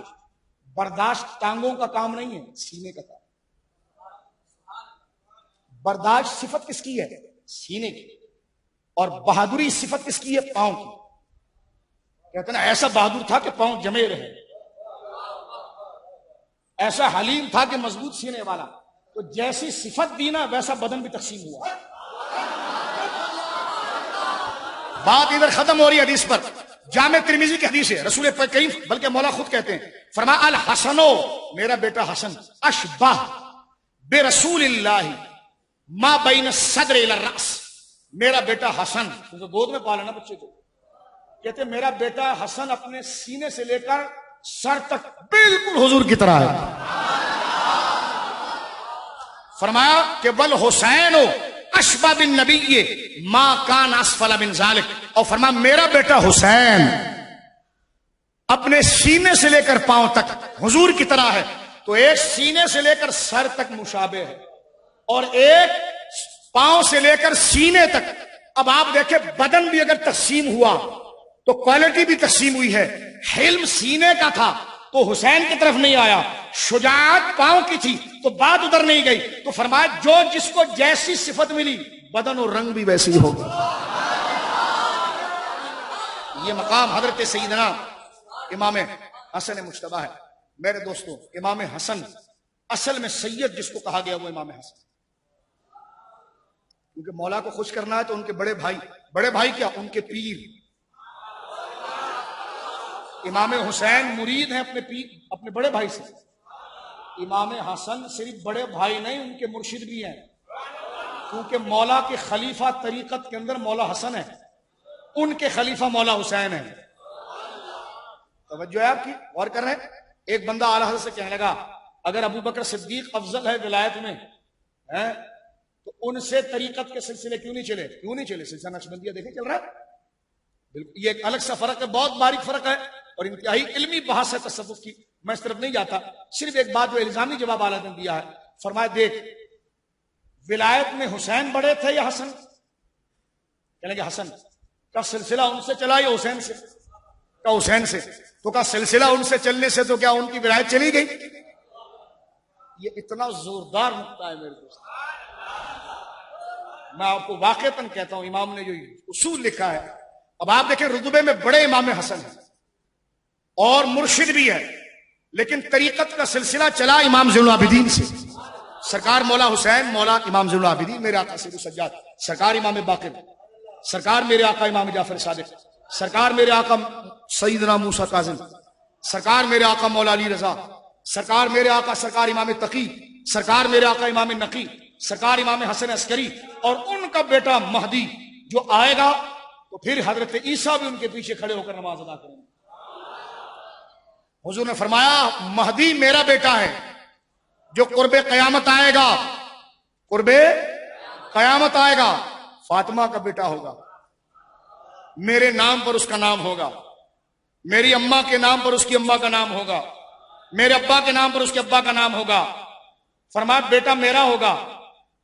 مرزائیوں کو جب ایسا تھوڑی سی چٹکی بھرو نا کہ تم نبی کہتے، کہنے لگے نہیں ہم ان کو امام مہدی کہتے ہیں. میں نے کہا کون سی؟ ناجو مہندی؟ کہنے نہیں ناجو مہندی نہیں، مہدی. میں نے کہا یہ مرزا کشمیری کہاں سے مہدی بن گیا؟ جو میرے دوست کشمیری، میں ان کی نفی نہیں کر رہا، عزت کے لائق ہیں، لیکن خود کو یہ کشمیری کہتا تھا. میں نے کہا مہدی کشمیری نہیں ہوں گے، مہدی فاطمی ہوں گے. یہ خود کو کشمیر کا کہتا تھا، لیکن میرے جو کشمیر کے صحیح العقیدہ بزرگ ہیں جو مجھے دیکھ رہے ہیں، ان کا اس سے کوئی تعلق نہیں ہے. جب یزید عرب میں ہو کر عرب والے سے محفوظ ہیں تو مرزا کشمیر سے ہو کر تو کشمیر کے پاکیزہ لوگ محفوظ ہیں. لیکن وہ مجاہدین محفوظ ہیں، وہ عاشق رسول محفوظ ہیں، وہ عاشق اہل بیت محفوظ. لیکن میں ادھر تقابل کرنے کے لیے کہہ رہا تھا کہ مرزائیوں کیا بکواس کر رہے ہو، تمہیں تمہارا دماغ کام کرتا ہے؟ کہ لگے نہیں ہمارا مرزا جو ہے نا وہ امام مہدی ہے. فرق کیا ہے؟ تم کہتے ہو قیامت کے قریب آئے گا، ہم نے کہا پہلے آ گیا. میں نے کہا پہلے آئے یا بعد میں آئے؟ لیکن مہدی اچانک نہیں آئے گا، اس کی ساری علامت حدیث میں ہے. سرکار نے فرمایا اس کا نام میرے نام پر، اس کا تو وہ نام ہی نہیں ہے. سرکار نے کہا اس کی امی کا نام میرے امی کے نام پر. مرزا کی امی کا نام پتا ہے؟ اس کو عادتاً گھسیٹی کہتے تھے، گالی نہیں دے رہا، اس کا نام کچھ اور تھا، وہ مشہور گھسیٹی تھی، گھسیٹی کے نام سے. تو میں نے کہا جناب آپ غور کیجئے، اس کے باپ کا نام کیا تھا؟ سرکار امام مہدی آئیں گے تو فاطمی ہوں گے،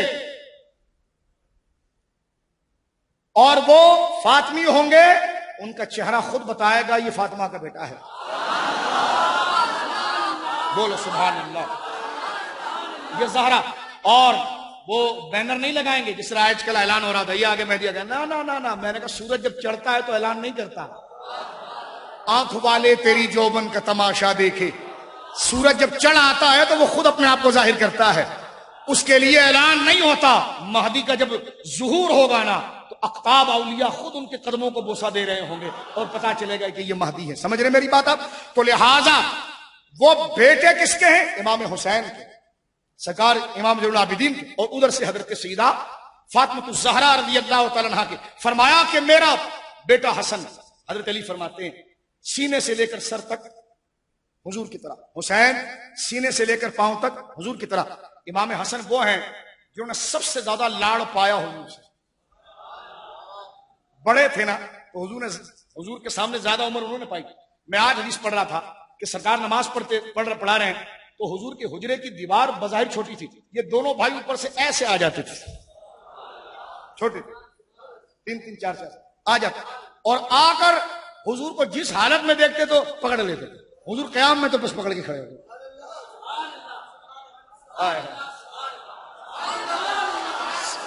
قیام میں پکڑ لیا تو سرکار نے قیام لمبا کر دیا، رکوع میں پکڑ لیا تو رکوع میں لمبا کر دیا، سجدے میں آ جاتے تھے کیونکہ عادت تھی، کیونکہ گھر میں حضور اپنے کندھوں پر بٹھاتے تھے.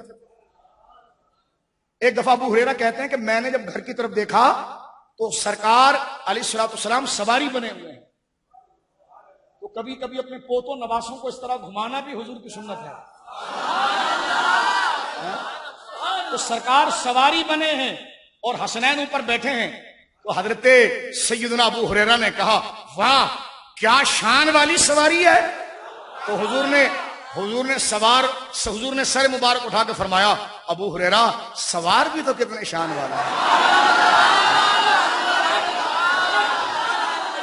سواری شان والی ہے تو سوار تو دیکھ. وہ سوار کتنا شان والا ہے جو محمد رسول اللہ پر سوار ہے، اور اس جگہ پر بیٹھا ہے جو مہر نبوت ہے. پاؤں مبارک اس سینے کو لگ رہے ہیں جس کو علم نشرح کہا گیا ہے. وہ ہاتھ ان کو سہارا دے رہے ہیں جو ید اللہ کہلائے گئے ہیں.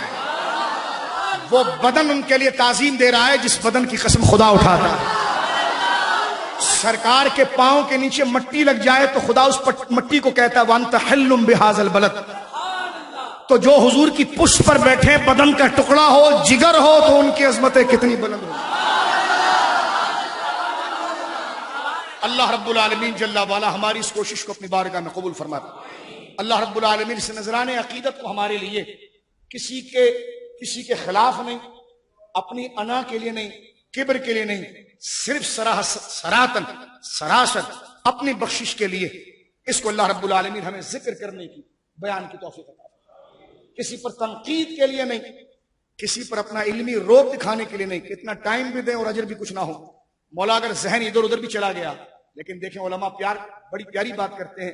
کہتے ہیں اللہ ایسا کریم ہے کہ ایک بندے نے مثلا ایک بندے نے نماز شروع کی، اس وقت اس کے دل میں جذبہ تھا اللہ کے لیے ہے، لیکن جیسی نماز شروع کی تو اس کا دھیان ادھر ادھر جانے لگا، ادھر ادھر بھٹکنے لگا. لیکن جب نماز ختم ہونے قریب آئی تو اس نے کہا کہاں جا رہا ہوں، کس کو اپنی نماز دکھا رہا ہوں. پھر ڈر گیا اور پھر اللہ یاد آیا اور اس نے نماز ختم کی. تو ابتدا اخلاص سے تھی، انتہا اخلاص سے تھی، تو درمیان کو اللہ ایسی معاف کر دیتا ہے. اب ہم ایسے تو نہیں غوث اعظم ہے کہ جن کا پورا عمل still اسی فکر سے چل رہا ہے. لیکن جب ہم آئے یہاں پر تو یا اللہ تیری توفیق سے، ہمارا کچھ نہیں. آئے تھے تو سنہری گنبد کربلا کا ذہن میں تھا، نجب اشرف ذہن میں تھا. کون کون گیا کربلا؟ ذرا ہاتھ اٹھاؤ. کربلا معلی، ہاں. نجب اشرف کون گیا؟ بقیع مقدس کون گیا؟ سامرہ شریف کون گیا؟ مشہد مقدسہ کون گیا؟ علی دانش ذرا ہاتھ اٹھاؤ. مشہد مبارک جہاں پر میرے آقا سرکار مولا علی رضا آرام کر رہے ہیں. خدا کا وہ شعر آرام کر رہا ہے کہ اس وقت کے بڑے بڑے علماء ان کی سواریوں کے کھر کو چاٹتے تھے. وہ سرکار مولا علی رضا میرے آقا شہزادے ہیں سرکار موسیٰ کاظم کے ہیں اور دادا ہے امام حسن عسکری. اللہ اکبر.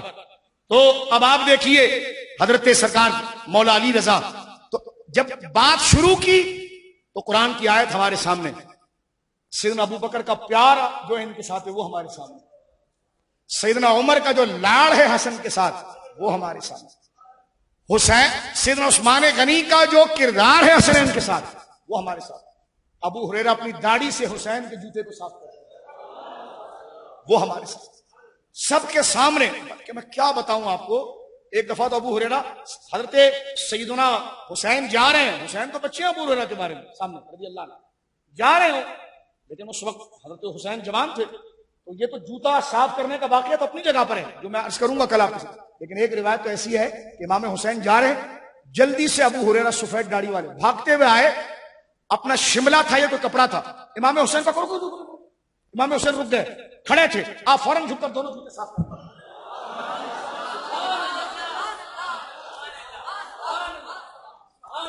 آج راوزی بھونکتا ہے ابو ہریرہ کو. میں نے کہا جس نے اہل بیت کی تعریف کی تو اس کے خلاف بھونکتا ہے، حضرت عائشہ کے خلاف بولتا ہے. اس امت کو پتہ ہی نہیں تھا کہ سیدہ زہرا کون، یہ بتایا عائشہ صدیقہ نے.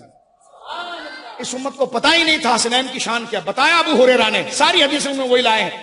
آپ دیوانگی دیکھیے، صحابی ہیں لیکن کرتے کیا ہیں. امام حسین کئی واقعے، ایک واقعہ یہ ہے چل رہے ہیں، امام علی مقام کو حضور رکیے، امام علی مقام سرکار کے صحابی ہوں عزت میں رک گئے، وہ رکھے، یہ فوراً قدموں میں کپڑا لے کے بیٹھ گئے، دونوں جوتے صاف. تو امام جملہ آگے کا سننا میرے دوستوں تکلیف ختم. ابو ہریرہ کو کندھے سے پکڑا حضرت امام نے، فرمایا کیا کر رہے ہیں آپ؟ فرمایا مجھے کرنے دو. فرمایا میں جانتا ہوں تم کیا ہو، اگر یہ جو دیکھ رہے ہیں ان کو پتا چل جائے نا تو وہ کیا سے کیا کر دیں. واخر دعوانا الحمدللہ.